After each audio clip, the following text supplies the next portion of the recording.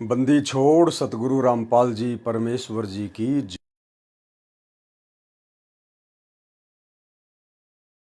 बंदी छोड़ सतगुरु रामपाल जी परमेश्वर जी की जय हो।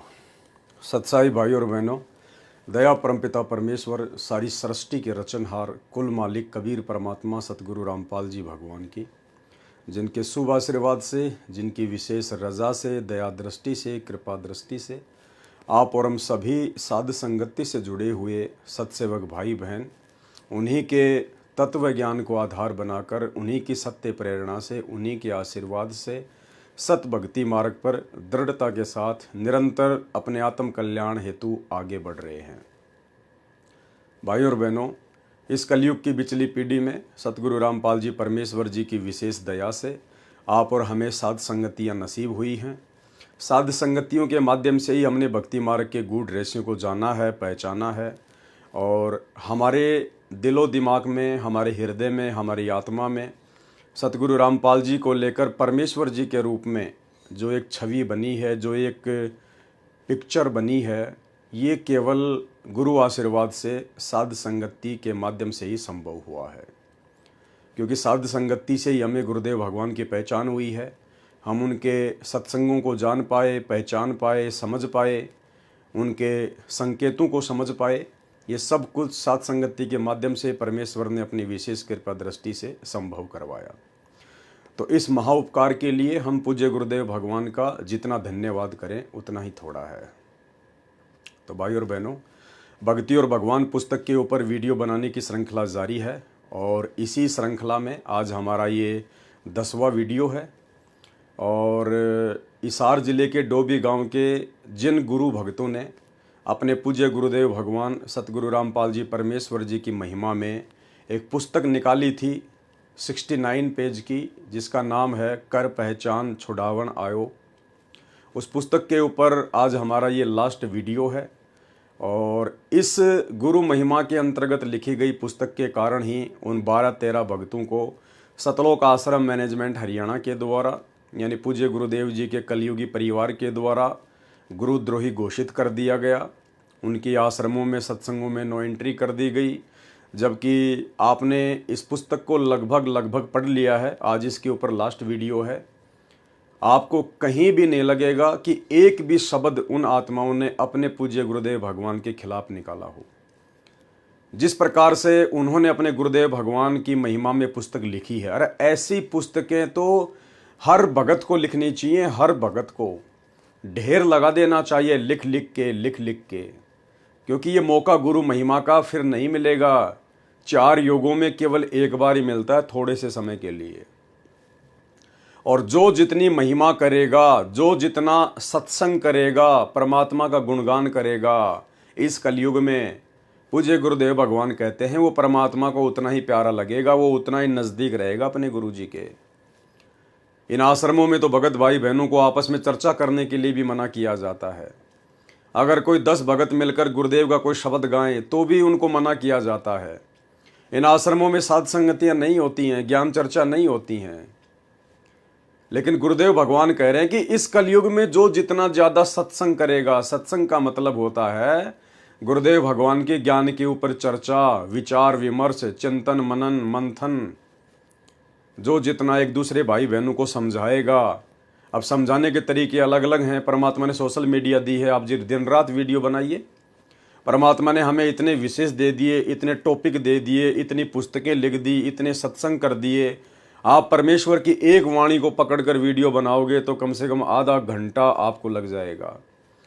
मोबाइल भगवान ने आपके हाथ में दे दिए, सारी सुविधाएं आपके पास में हैं। कीजिए महिमा परमात्मा की, कौन मना कर रहा है? मना करेगा काल अपने एजेंटों के माध्यम से। और एजेंट वर्तमान में उस काल के धरती पर सतगुरु रामपाल जी परमेश्वर जी का कलयुगी परिवार है। ये जितने भी स्टेट कोऑर्डिनेटर, जिला कोऑर्डिनेटर, ब्लॉक कोऑर्डिनेटर हैं, ये लोग हैं जिनको काल में अपने स्वार्थों में ढक दिया है। ये अपने स्वार्थों से ऊपर किसी को कुछ नहीं समझते, किसी को कुछ नहीं जानते, किसी को कुछ नहीं मानते।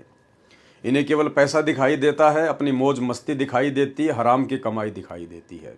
लेकिन भाई और बहनों, ये कलयुग है, कलयुग की पिछली पीढ़ी है, और घर घर में गुरु जी की महिमा होगी। घर घर को परमात्मा आश्रम बनवा देंगे। और भक्तों के अंदर इतना ज्ञान दे देंगे, इतनी चेतना दे देंगे कि भगत ज्ञान को आधार बनाकर और अपने गुरु को ही भगवान मानकर इस भक्ति मार्ग पर दृढ़ता के साथ में आगे बढ़ेंगे। तो जिस पुस्तक के लिखने के कारण भगत भाइयों को गुरुद्रोही घोषित कर दिया गया, उनके आश्रमों में नो एंट्री कर दी गई, वो पुस्तक है कर पहचान छुड़ावन आयो। यानी पहचान करो अपने गुरुदेव भगवान की, जो हमें इस काल के बंधन से छुड़वाने के लिए सतलोक से चलकर आया है। ये वो भगत हैं जिनको गुरुद्रोही घोषित किया गया था। Bhagat Sandeep Das son of Shri Baljeet Das, Bhagat Lalit Das son of Shri Subhash Chandra ji, Bhagat Pankaj Das son of Shri Chandram ji, Bhagat Ashish Das son of Shri Rajesh Kumar ji, Bhagat Lakhan Das son of Shri Dashrath ji, Bhagat Amit Das son of Shri Phool Singh ji, Bhagat Ajay Das son of Shri Ashok Kumar ji, Bhagat Karan Das पता द्वारका दिल्ली, भगत शिवा दास फरीदाबाद हरियाणा, भगत गौरव दास भिवानी हरियाणा, भगत पुनीत दास, भगत रोहित दास उत्तराखंड, भगत आकाश दास फरीदाबाद हरियाणा। इन सभी की आश्रमों से सभी नामदान केंद्रों तथा सत्संग में नो एंट्री की जाती है। ये सब आपके गुरुजी के खिलाफ चल रहे हैं और गुरुजी के मिशन के विरोध में काम कर रहे हैं। अब बताइए, इतनी अच्छी पुस्तक इन भगत भाइयों ने मिलकर लिखी है, जिसके ऊपर हम 5 वीडियो बना चुके हैं। इतने दृढ़ विश्वास के, और ये कह रहे हैं कि ये आपके गुरुजी के खिलाफ काम कर रहे हैं, आपके गुरुजी के विरोध में काम कर रहे हैं। यानी परमात्मा जो कहते हैं वो परम सत्य होता है कि फूटी ज्ञान विवेक की और अंधा है जगदीश, और चंपा कली को 500 मनी राम को 30। हूबहू वही कहानी वर्तमान में सतलोक आश्रम मैनेजमेंट हरियाणा के साथ में चरितार्थ हो रही है। इन लोगों की ज्ञान वाली आंखें पूरी तरह से फूट चुकी हैं। इन्हें कुछ भी अंतर नजर नहीं आता कि गुरु भगत कैसे होते हैं और गुरु विमुख भगत कैसे होते हैं। तो आज ये लास्ट वीडियो है इस पुस्तक के ऊपर, और परमात्मा जितना हमें समझाएंगे हम समझने का प्रयास करेंगे उनके आशीर्वाद से। और गुरु महिमा के ऊपर लिखी गई पुस्तक को पढ़ने मात्र से भी भाई और बहनों हम पुण्य के भागी बनते हैं। तो हम सब ने ध्यान से पढ़ना है। संत रामपाल जी महाराज समझा रहे हैं कि तुम्हारे पिछले जन्मों के कर्मों के अनुसार तुम्हें एक दूसरे की संगत मिलती है तथा एक दूसरे से रिश्ता जुड़ता है। यहाँ कोई किसी का नहीं है, सिर्फ एक दूसरे के ऋणी हो चुके हैं।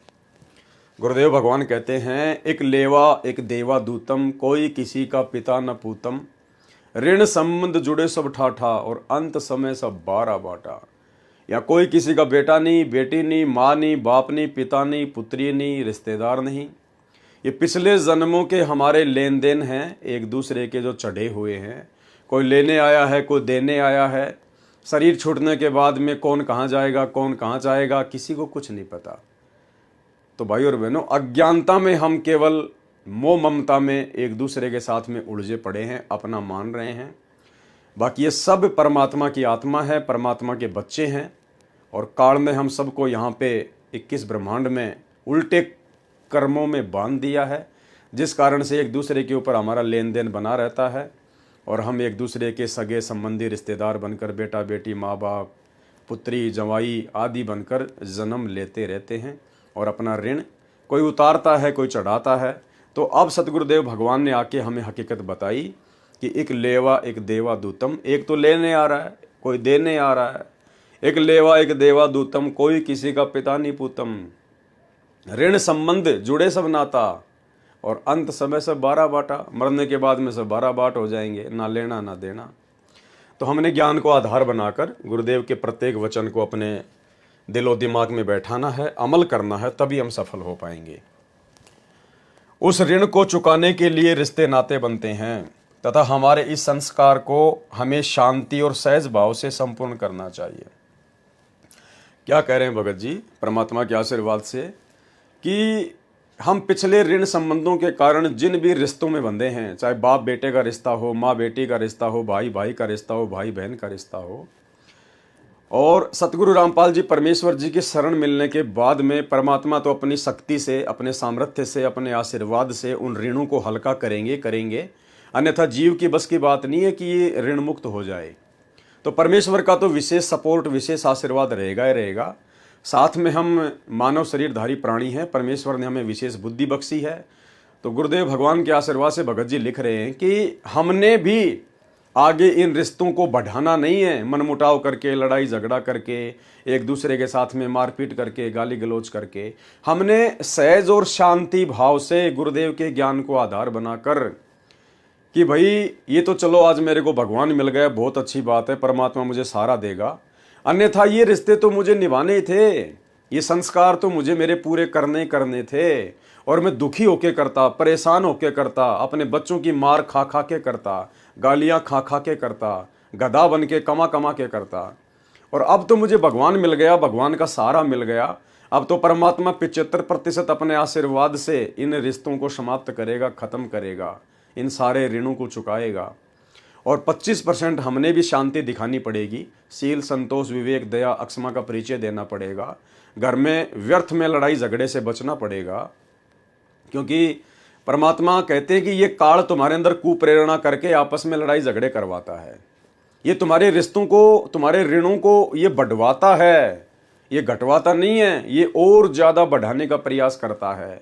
मनमुटाव पैदा कर देगा, छोटी छोटी बातों को लेकर पति पत्नी में, बेटा बेटी में झगड़ा हो जाएगा, भाई भाई में झगड़ा हो जाएगा, एक छोटी सी बात को लेकर, एक छोटे से मकान को लेकर, छोटी सी ज़मीन को लेकर आपस में लड़ाई झगड़े हो जाएंगे, एक दूसरे के सिर पे चोट मार देंगे, वो मर जाएगा, वो मर गया, उसका ऋण चढ़ गया, अगले जन्म में फिर चुकाना पड़ेगा, जिसने मारा वो जेल में जाके बैठ गया, वो पूरी जिंदगी वहां पर जेल में जो है चक्की पीसेगा। तो काल तो इन ऋणों को और ज्यादा बढ़वाता है, लेकिन अब हमें गुरु मिल गया, भगवान मिल गया, ऊपर से इन्होंने अपना अनमोल ज्ञान दे दिया। अब हमने शांति प्रिय रहकर, शांत स्वभाव से, और इस काल के षड्यंत्र को बखूबी गुरुदेव के ज्ञान आधार से समझकर हमने शांति धारण करनी पड़ेगी। अगर काल प्रेरणा से किसी का पति अगर लड़ता है, झगड़ता है, तो उसकी पत्नी ने थोड़ा धैर्य दिखाना पड़ेगा। अगर उसकी पत्नी में काल प्रवेश करके कुप्रेरणा करके लड़ाई झगड़ा करवाता है, भले वो उपदेशी है, अनुपदेशी है, तो उसके पति ने, यदि वो उपदेशी है, तो उसने थोड़ी शांति दिखानी पड़ेगी, थोड़ा धैर्य धारण करना पड़ेगा, और इसका कोई बचाव नहीं है।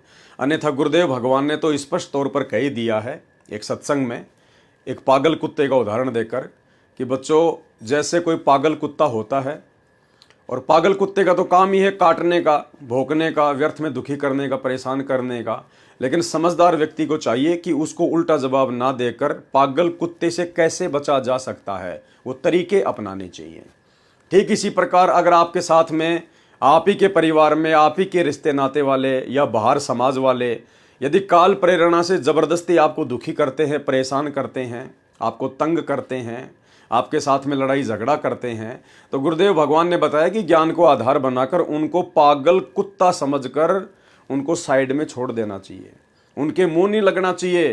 तुम्हें तुरंत याद आ जाना चाहिए कि गुरुदेव हमें सत्संगों में क्या बताते हैं, कि ये काल प्रेरणा है, काल प्रेरणा से जबरदस्ती ये तेरे साथ में इस प्रकार का बुरा व्यवहार कर रहा है, बुरा बर्ताव कर रहा है, ताकि तू भी इसके जैसा व्यवहार कर, ईंट का जवाब पत्थर से दे, और तेरे ऋण संबंध जो हैं वो और ज़्यादा बढ़ें, तेरे ऊपर इसका ऋण बढ़ जाए, तू काल के षड्यंत्र में फंसा का फंसा रह जाए।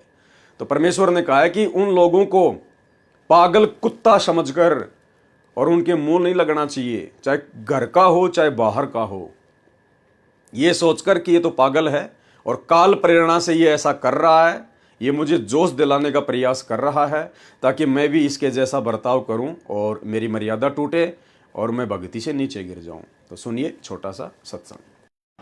संसार कुछ भी कहे, वो तो जनता बोली, उसको पता नहीं, ज्ञान नहीं, वो तो आपके विषय में कुछ भी बोल सकते हैं, ना उनका दुख माने और ना उनका कहने तक अपने मार्ग से विचलित हो। इतनी बात याद अवश्य रखें, और कोशिश हो कि उनको भी इस मार्ग पर लाने की चेष्टा करो। वो भी आप ही के भाई बहन, सतलोक से आए हुए एक ही पिता की संतान है। हमारा कोई शत्रु नहीं है, कोई भी शत्रु नहीं है, और कोई भी आपके साथ कोई 19-21 कर रहा है तो वो काल करवा रहा है आपको अशांत करने के लिए। तो ठीक है, अपना बचाव अवश्य करे, किसी तरीके से वो अपना बचाव करे और भक्ति करता रहे, उसको शत्रु वाले दृष्टिकोण से ना देख करके एक पागल कुत्ता समझ ले। अगर पागल कुत्ते से कैसे बचा जाता है वो सारे तरीके अपनाए रखे, बस इतनी सी बात। तो भाई और बहनों, इस प्रकार से हमने थोड़ी सी बुद्धिमत्ता का उपयोग करते हुए और परमेश्वर के ज्ञान को आधार बनाकर इन चीज़ों से बचना होगा। रिश्ते नातों में मनमुटाव काल प्रेरणा के द्वारा होता है ताकि ये ऋण न उतर पाए और हम जन्म मरण के चक्कर में फंसे रहें।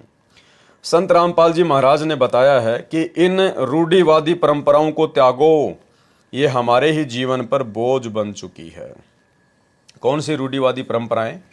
ये जितने भी त्योहार हैं जो व्यर्थ की परंपरा हैं, रूढ़िवादी परंपरा हैं। आज वर्तमान में कोई भी त्योहार मनाने का कोई किसी प्रकार का औचित्य नहीं है, केवल बकवाद का रूप ले चुके हैं। ये जितने भी त्योहार हैं, होली, दिवाली, रक्षाबंधन, मकर संक्रांति, ये सब बकवाद का रूप ले चुके हैं। मुर्गे काटना, बकरे काटना, शराब पीना, वातावरण को जो है प्रदूषित करना, इसके अलावा कुछ भी शेष नहीं है। केवल मनोरंजन के साधन बन चुके हैं, फालतू में आपकी जेब को ढीला करते हैं, आपके ऊपर बोझ हैं। तो अब हमें ज्ञान हो गया है, जिन्हें ज्ञान नहीं है उनको समझाने का प्रयास करना है, प्यार से, प्रेम से। नहीं माने तो उनको करने दो, हमें कोई दिक्कत नहीं है। लेकिन हमने गुरुदेव भगवान से अनमोल ज्ञान लेने के बाद अपने आत्म कल्याण के मार्ग में आगे बढ़ना है, जिस आत्म कल्याण के मार्ग में ये सभी त्योहार और जितनी भी व्यर्थ की परंपराएं हैं, शादी, विवाह, भात, छूचक, लेन देन, पीलिया, कोथली, सिंधारा, इन सब से हमने बचना चाहिए। और जो विधि हमारे गुरुदेव ने हमें बताई है शादी विवाह की, रमणीय जो पद्धति है, उसी हिसाब से हमने उनके मर्यादाओं में रहकर अपने बच्चों के संस्कारों को पूरा करना है। यहाँ 2 दिन का तो जीवन है और तुम परेशानियों में फंसे रहते हो तथा रूढ़िवादी परंपराओं में पिसते हुए परेशानी से गुजर रहे हो। पता नहीं इन परंपराओं का भुगतान हो या ना हो, उससे पहले मौत आकर हमें यहाँ से ले जाएगी और हमारा मूल काम परमात्मा प्राप्ति छूट जाएगा। कहने का मतलब है, काल का काम है आप और हमारे को उलझा के रखना, आप और हमारे को अपने इन परंपरावादी, रूढ़िवादी, व्यर्थ के काम धंधों वाले षड्यंत्र में फंसा के रखना, ताकि ये इंसान यहीं पे मरता रहे, यहीं पे खसता रहे, इन्हीं परंपराओं में उलझा रहे। इसको भक्ति और भगवान को लेकर कभी सोचने का टाइम भी ना मिले। इसलिए ये उसका भयंकर षड्यंत्र है। परमात्मा ने आकर हमें समझाया है, तो अब हमने समझने का प्रयास करना है। माली आवत देख कर कलियां करे पुकार, फूल फूल सब चुन लिए कल हमारी बार। यानी फूल तोड़ने के बाद में फिर वो पेड़ उखाड़े जाते हैं, वो कलियां फिर तोड़ी जाती हैं। हम इन रूढ़िवादी परंपराओं में मौत को भूल चुके हैं तथा अपने असली मकसद, अपने असली घर को भूल गए हैं। अभी भी वक्त है। संत रामपाल जी महाराज जी का सत्संग सुनो, उनकी आज्ञा का पालन करो, नहीं तो बहुत देर हो जाएगी। हमारी ये दुनिया और रिश्ते नाते सब झूठे हैं, हमारी सारी प्रीत झूठी है। हम स्वार्थी जीव हैं, हमने अपने एक परमात्मा को नहीं पहचाना। हम नाना प्रकार के देवी देवताओं पर आश्रित होकर उस परमात्मा को भूल बैठे हैं और मौत निकट आती जा रही है। कबीर साहिब जी कहते हैं, कबीर पगड़ा दूर है। पगड़ा यानी वो जगह, वो ठिकाना जहाँ हमें जाना है। कबीर पगड़ा दूर है, आन पहुंची सांझ। और भैया रात्रि का समय निकट आ गया और मंजिल अभी बहुत दूर है। जन जन से प्रीत राखत्या वैश्या रह गई बांझ। जन जन से प्रीत राखत्या वैश्या रह गई बांझ। हमने केवल अपने गुरुदेव भगवान, अपने परमात्मा, अपने इष्ट सतगुरु रामपाल जी परमेश्वर जी से ही प्रीत रखनी है। केवल उन्हीं को अपना इष्ट मानकर हमने उनकी पूजा करनी है, प्रत्येक आज्ञा का पालन करना है। ये व्यभिचारणी भक्ति हमने ना जाने कितने जन्मों में कितनी बार की है। आप और हमें कुछ भी हासिल नहीं हुआ है, केवल एक वैश्या की तरह हमने जीवन जिया है। ना जाने कितने प्रकार के देवी देवताओं को पूज के हम लोग वैश्या भक्ति करते आए हैं। अब हमें एक पूर्ण परमात्मा मिल चुका है, उनकी पहचान हो चुकी है। अब हमने अव्यभिचारणी भक्ति करनी है, जिसके विषय में गीता जी में स्पष्ट तौर पर कहा गया है। कबीर पगड़ा दूर है, आन पहुंची सांझ। जन जन से प्रीत राखत्या वैश्या रह गई बांझ। यदि कोई गणिका बनी हुई है तो उसके सैकड़ों यार मिलेंगे, परंतु वास्तव में उसका कोई नहीं होता। वह भ्रम में रहती है कि तुम्हें कितने लोग चाहते हैं। ठीक इसी प्रकार आज का मानव समाज है, जो परमात्मा को ना चाहकर तथा बंदी छोड़ सतगुरु रामपाल जी भगवान के ज्ञान पर न आश्रित होकर अपने मन मते के अनुसार अपना जीवन बर्बाद कर रहा है। नाना प्रकार के आडंबरों में लिप्त होकर स्वयं को भूल बैठे हैं। साल में 1 या 2 बार घर परिवार में रात जगाना व जागरण करना धार्मिकता कहलाने लगी है। यानी भक्ति को लोगों ने केवल इतना ही समझ लिया, इतना ही जान लिया कि साल 2 साल में कोई माता जी का जागरण करवा दो, किसी तीर्थ धाम पर चले जाओ, या कहीं कोई पदयात्रा पे चले जाओ, या कोई कावड़ ले आओ साल में एक बार, बाकी उल्टे काम करो, मुर्गे खाओ, शराब पियो, चोरी जारी कुछ भी करो, बस हम धार्मिक आदमी हैं। केवल धार्मिकता की लोगों ने इतनी सी परिभाषा बना ली है अपनी अज्ञानता के चलते। कबीर साहिब जी ने कहा है, रात जगावे रांडियां वेश्या गावे गीत। यानी इन देवी देवताओं की जो हम भक्ति करते हैं, जो आदि अधूरी भक्ति है, जिससे पूर्ण मोक्ष नहीं हो सकता है, हमें अपने भाग्य के अलावा कुछ ज़्यादा नहीं मिल सकता है। कहते हैं इनकी रात जगाना, इनका जागरण करना, वो तो ऐसा है जैसे रात जगावे रांडियां और वेश्या गावे गीत, मारे लौंदात लापसी हरि आवे नहीं चित्त। इसे भगवान नहीं मिलने वाला है। कबीर हरि का सुमरन छोड़कर रात जगावन जाए, सरपन होय के अवतरे जाए अपने खाए। कहते हैं हरि का सुमरन छोड़कर, हरि यानी हरि, ये कबीर परमात्मा सतगुरु रामपाल जी भगवान, पूरे विश्व में इनकी भक्ति के अलावा और यथार्थ भक्ति नहीं है। अगर सुमरण करने का कोई मंत्र किसी के पास वर्तमान में है पूरी सृष्टि में, तो केवल सतगुरु रामपाल जी परमेश्वर जी के पास में है। वर्तमान में इस पूरी पृथ्वी पर यदि कोई नाम दीक्षा देने का, कोई मंत्र सुमरण देने का अधिकारी संत है, गुरु है, तो केवल सतगुरु रामपाल जी परमात्मा है। कहते हैं कबीर हरि का सुमरण छोड़कर, यानी संत रामपाल जी से दीक्षा ना लेकर, इनके द्वारा दिए गए सत मंत्रों का जाप ना कर और रात जगावन जाए, सरपन होय के अवतरे, यानी वो फिर सांप बनेगा, सर्प बनेगा और जाए अपने खाए। और सांप क्या करता है, जो मादा सर्प होता है वो क्या करता है, अपने जो बच्चे होते हैं, जो वो अंडे देती है, वो एक वो कुंडली मार लेती है चारों तरफ, और फिर वो अपने अंडों को फोड़ती है, और उनमें से जो बच्चे निकलते हैं उनको वो खुद ही खा जाती है। अगर कोई बच्चा उसकी, अगर वो कुंडली से बाहर निकल जाता है तो वो बच जाता है, अन्यथा जिसके जितने अंडे और जितने बच्चे उसकी उसमें रहते हैं कुंडली में, वो सबको खा जाती है। तो कहते हैं एक सतगुरु रामपाल जी परमेश्वर जी की भक्ति किए बिना, इनकी शरण में आकर सत भक्ति किए बिना, आप चाहे कितनी जागरण कर लो, कितने श्याम जी, राम जी, बालाजी, हनुमान जी, ब्रह्मा विष्णु महेश, 33 करोड़ देवी देवता, तीर्थ धाम, कहीं भी चले जाओ, कुछ भी कर लो, अरबों खरबों का दान दे दो, मंदिर बनवा दो, मस्जिद बनवा दो, कुछ भी कर दो, एक इनकी भक्ति के अलावा, कहते हैं वो अंत में क्या होगा, सांप बनेगा, सांप, और खुद ही पैदा करेगा और खुद ही खाएगा। ये दुर्गति होगी। और जो माता बहनें बच्चों के लिए तथा किसी बहन बेटियों के लिए भोग भरती हैं, किसी देवी को मनाती हैं, उनके विषय में कहा है, हरि का सुमरण छोड़कर होई राखे नार। एक होई माता होती है जिसकी पूजा की जाती है। कहते हैं हरि का सुमरण छोड़कर, सतगुरु रामपाल जी परमेश्वर जी का इन हरि का सुमरण छोड़कर, होई राखे नार, गदी होकर अवतरे भार सहे मनचार। वो गदी बनेगी, ये करवा चौथ का व्रत करने वाली, और ये जितने भी देवी देवताओं के व्रत करने वाले, माता मसानी, सेठ शीतला, भैरव, भूत, हनुमान को पूजने वाली, कहते हैं अंत में फिर ये गदी बनती हैं, गदी, और 4 मण वजन फिर अपनी पीठ पे ढोती हैं। ये रूढ़िवादिता का भूत जो लोगों के दिमाग में घर कर चुका है, उसे बंदी छोड़ सतगुरु रामपाल जी महाराज जी ही निकाल सकते हैं। उनके निर्मल ज्ञान से ये सब सारे पाखंड नजर आते हैं। जैसे आज आप और हमारे को सब कुछ पाखंड नजर आ रहा है, क्योंकि परमेश्वर जी ने अपना अनमोल तत्व ज्ञान देकर हमारी आंखें खोल दी हैं, हमारी दिव्य दृष्टि खोल दी है, ज्ञानियों को खोल दिया है। सर्व शास्त्रों से परमात्मा ने भक्ति और भगवान को प्रमाणित कर दिया है कि कौन सी भक्ति मोक्ष प्राप्ति की है और कौन सी भक्ति काल के षड्यंत्र में फंसे रहने की है। तो आज हमें बिल्कुल पानी की तरह सब कुछ नजर आ रहा है। रियल और वास्तविक ज्ञान संत रामपाल जी महाराज लेकर आए हैं।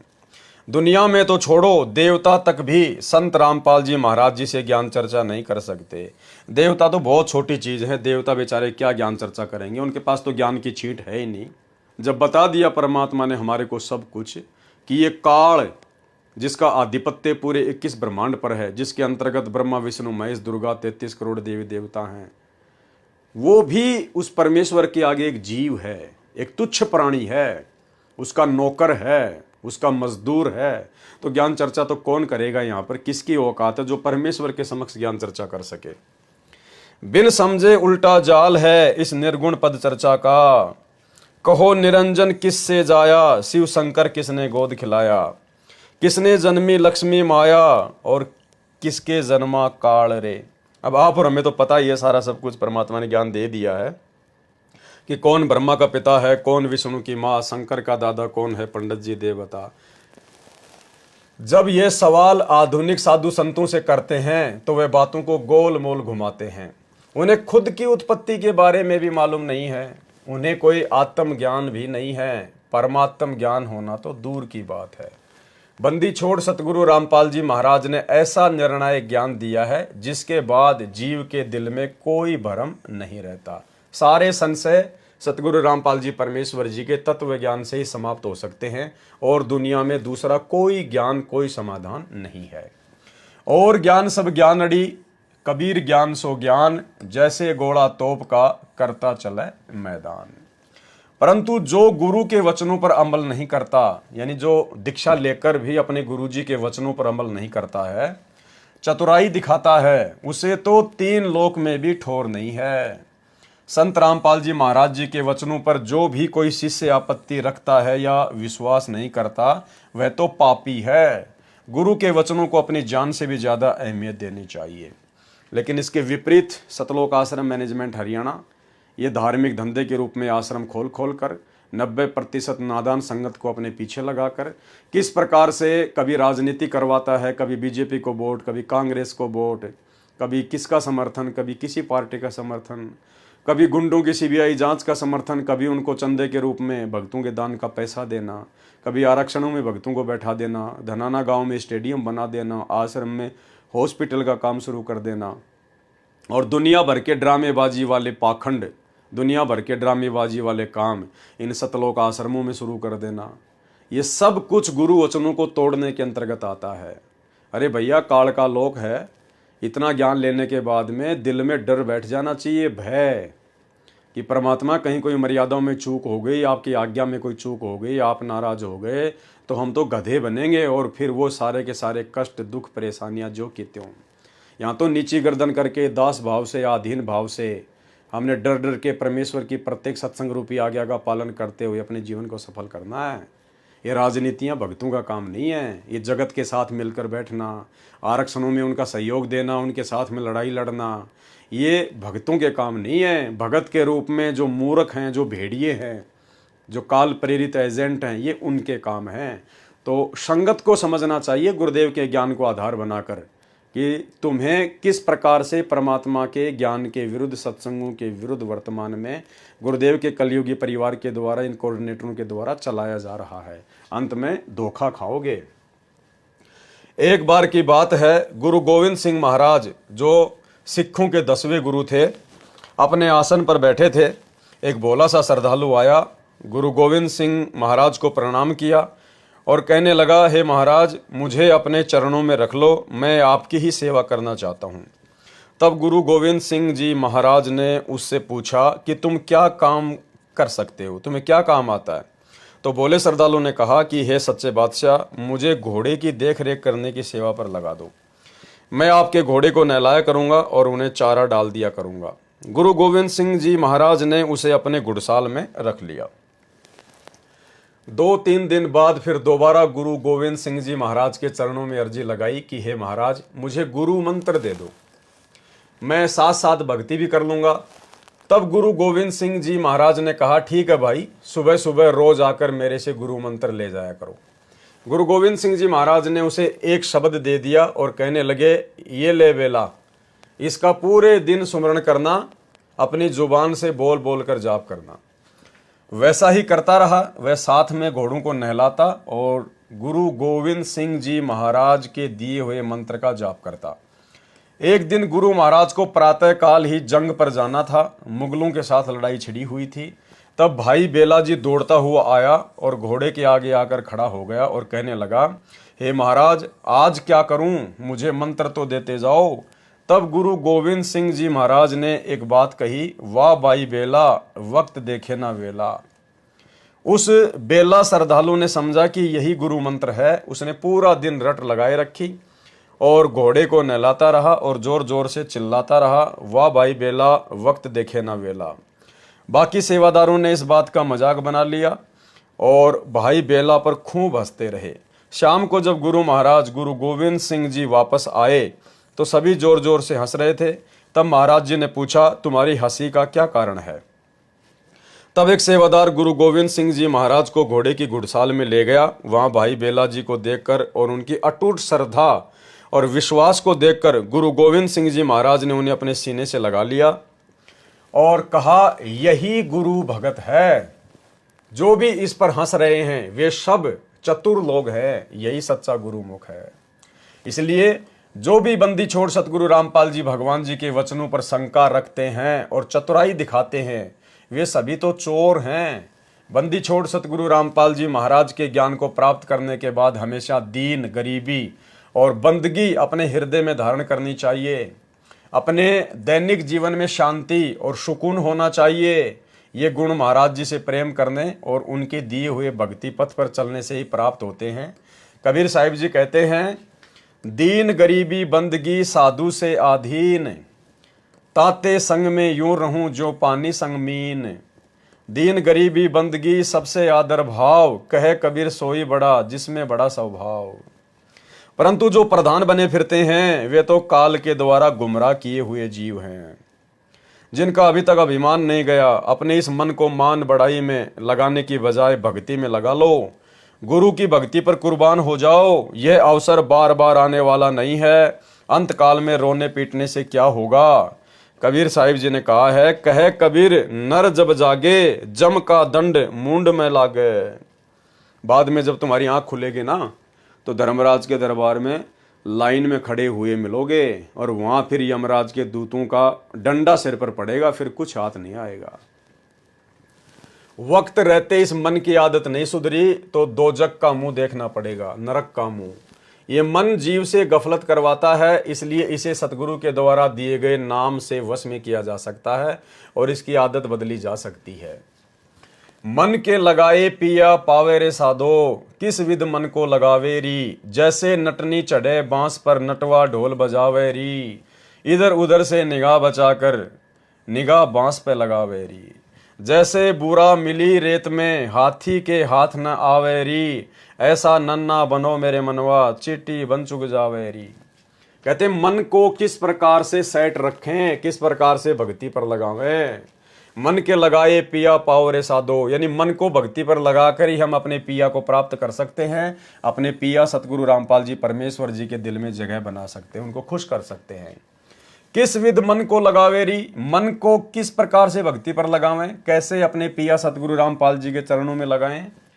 जैसे नटनी चढ़े बांस पर नटवा ढोल बजावे री। ये जो नाच गाने का जो प्रोग्राम दिखाते हैं, जो नट होते हैं गांव गांव में जाकर दो लंबे से बांस के डंडे होते हैं, उनको खड़ा कर देते हैं, जमीन में गाड़ देते हैं, एक रस्सी उनके ऊपर बांध देते हैं दोनों सिरों पर, और जो नटनी होती है या कोई भी होता है वो फिर उस रस्सी के ऊपर चलता है और लोग तालियां बजाते रहते हैं, हा हुल्ला करते रहते हैं, वाह जी वाह क्या बात है, क्या बैलेंस है। लेकिन वो नटनी जो रस्सी के ऊपर चल रही है वो लोगों की तालियों पे ध्यान नहीं देती, लोगों के सम्मान पे ध्यान नहीं देती। उसका पूरा का पूरा फोकस रस्सी के ऊपर होता है। अगर वो जरा भी ध्यान उन लोगों की तरफ अपना कर ले तो उसका ध्यान रस्सी से हट जाएगा और वो नीचे गिर जाएगी, हाथ पैर उसका टूट सकता है, मृत्यु भी हो सकती है। तो गुरुदेव भगवान हमें समझाना चाहते हैं इन वाणियों के माध्यम से, जैसे नटनी चढ़े बांस पर नटवा ढोल बजावे। वो नटवा ढोल बजा रहा है, लोग तालियां पीट रहे हैं, लेकिन वो नटनी बांस के ऊपर वो जो है वो चल रही है। इधर उधर से निगाह बचाकर निगाह बांस पे लगावे, उसकी सुरती केवल बांस के ऊपर रहती है। तो हम भक्तों ने भी इसी प्रकार से ये दुनिया भर की जो फालतू की जो बकवास है, यहाँ पर ढोल पीटने का मतलब है वर्तमान में जैसे भगत समाज को राजनीति में धकेल दिया गया है, राजनेताओं का चमचा बना दिया गया, कुत्ता बना दिया गया है। कभी बीजेपी को वोट डलवाए जा रहे हैं, कभी कांग्रेस को वोट डलवाए जा रहे हैं। इस भक्ति करने के समय में भक्तों को मजदूर बना दिया गया, उनको लेबर के रूप में आश्रमों में काम लिया जा रहा है, जबकि ये पत्थरों के आश्रम बनाने की आवश्यकता ही नहीं थी। कोई घर घर भगवान ने बना रखे हैं, सबको घर दे रखे हैं, सबको झोपड़ी दे रखी है, अपनी भक्ति करो। आश्रमों में हॉस्पिटलों के काम शुरू कर दिए, गांव वालों के लिए रोडें बनाई जा रही है, स्टेडियम बनाए जा रहे हैं, भक्तों को जो है मजदूरी पे लगा दिया गया है। तो ये भक्ति से ध्यान हटवाकर काल प्रेरणा से ये ढोलों पे ध्यान दिलवाया जा रहा है, ये ढोल बजाने पे ध्यान दिया जा रहा है, ये काल का षड्यंत्र है। तो परमात्मा हमें समझाना चाहते हैं कि सतगुरु मिलने के बाद, भक्ति मिलने के बाद, ये फालतू की जो बातें हैं, जिन बातों को छोड़ के हम भक्ति मार्ग पर आए हैं, अरे ये गंदी राजनीति करना, सारा दिन एक समोसे के चक्कर में राजनेताओं के पीछे भागना, उनकी हुटिंग करना, उनकी जय जयकार करना, उनकी रैलियों में जाना, ये काम तो हम लोग नाम दीक्षा से पहले किया करते थे, अज्ञानता में, मूर्खता में, नासमझी में। और अब ज्ञान मिल गया, भगवान ने सुमरण करने के लिए मंत्र दे दिया, करने के लिए आरती दे दी, करने के लिए महिमा दे दी, सत्संग दे दी, हमारे पास समय नहीं होना चाहिए। और फिर भी हम लोग उन्हीं ढोल नगाड़ों की तरफ दौड़ रहे हैं, उन बकवादों की तरफ दौड़ रहे हैं, राजनीति में दौड़ रहे हैं। घर पर भगवान विराजमान है, दरबार लगा रखा है, आरती की पुस्तक विद्वान है, सत्संग विद्वान है, मंत्र दे रखे भगवान ने, आश्रमों में क्या धक्के खाने जा रहे हैं? अरे आश्रम में उस समय जाओ जब तुम्हारा गुरु भगवान आश्रम में हो और तुम्हारे को वहाँ पर जो है वो बुलाया जाए, उस समय जाओ तुम आश्रमों में। वर्तमान में धक्के खाने की क्या आवश्यकता है? वर्तमान में तो तुम खाली टाइम पास के लिए जा रहे हो, अपना समय बर्बाद करने के लिए जा रहे हो। तो परमात्मा कहते हैं हमने भी इसी प्रकार से इधर उधर से निगाह बचाकर, ये राजनीति से अपनी निगाह बचाकर, फालतू के जो कुकर्म इन आश्रमों में जो करवाए जाते हैं भक्तों से, जो उनको बेचारों को जो मजदूर बना दिया गया, इन सब बातों से निगाह बचाकर और निगाह बांस पे लगावे, हमने अपनी सुरती, अपनी निगाह परमात्मा की भक्ति पे लगानी है, सत्संग सुमरण पे लगानी है। जैसे बूरा मिली रेत में, बूरा होती है बारीक बारीक जो वो चीनी होती है, उसको कहते हैं बूरा, और रेत होती है मिट्टी। अगर मिट्टी में अगर कोई बूरा को मिला दे, अगर चीनी को मिला दे, तो कहते हैं हाथी के हाथ न आवेरी, हाथी उसको बूरा को मिट्टी से अलग करके खा नहीं सकता। ऐसा नन्ना बनो मेरे मनवा, इतना छोटा बन जाओ, इतने अधीन बन जाओ, चींटी बनकर चुग जावेरी, चींटी उस मिट्टी में मिली हुई बूरा को खा जाएगी, चुन चुन के खा जाएगी। तो परमात्मा कहते हैं भक्ति मार्ग पर यदि आपने परमात्मा की प्राप्ति करनी है, भक्ति का स्वाद चखना है, तो आपने चींटी की तरह नन्ना बनना पड़ेगा, आधीन बनना पड़ेगा, विनम्र बनना पड़ेगा, दास बनना पड़ेगा, भगत बनना पड़ेगा। राजनेताओं के तलवे चाट चाट के, उल्टे कर्म कर करके, आश्रमों पे आश्रम बना बना के अपना भक्ति और अपना समय बर्बाद कर करके तुम कभी परमात्मा के दिल में जगह नहीं बना पाओगे। ये मन अधीन होकर जिस दिन सतगुरु रामपाल जी भगवान के चरणों में लग जाएगा, उसी दिन त्रिलोकी की सारी दौलत उसके लिए धूल के समान हो जाएगी। क्योंकि जो आनंद बंदी छोड़ सतगुरु रामपाल जी महाराज जी के शरण में है, वह आनंद तो देवी देवताओं के पास भी नहीं है। लेकिन सतलोक आश्रम मैनेजमेंट हरियाणा को और 90% संगत को तो त्रिलोकी तो छोड़ो, वो आनंद इनको राजनीति में आ रहा है, वो रस इनको राजनेताओं के तलवे चाटने में आ रहा है। कभी बीजेपी के तलवे चाटते हैं, कभी कांग्रेस के तलवे चाटते हैं, कभी जेजेपी के तलवे चाटते हैं, और अब अक्टूबर महीने में हरियाणा में चुनाव आ रहे, ना जाने कौन सी पार्टी के ये तलवे चाटेंगे। पीला पर्चा बहुत जल्दी आने वाला है, आप सबके सामने देख लेना। तो भाई यहाँ तो कहा जा रहा है कि राम बुलावा भेजिया, दिया कबीरा रोए, और जो सुख है सत्संग में वो बैकुंठ में ना होए। और सत्संगों के बहाने संगत को आश्रम में बुलाया जाता है, ना बेचारों को कोई सत्संग सुनाया जाता, ना कोई ज्ञान चर्चा होती, ना कोई साध संगति होती। आश्रमों से भर भर के बसे, फिर उनको राजनेताओं की रैलियों में ठोक दिया जाता है। तो भाई ये सतलोक आश्रम मैनेजमेंट हरियाणा पूरी तरह से काल प्रेरित है, काल का एजेंट है, काल का दूत है।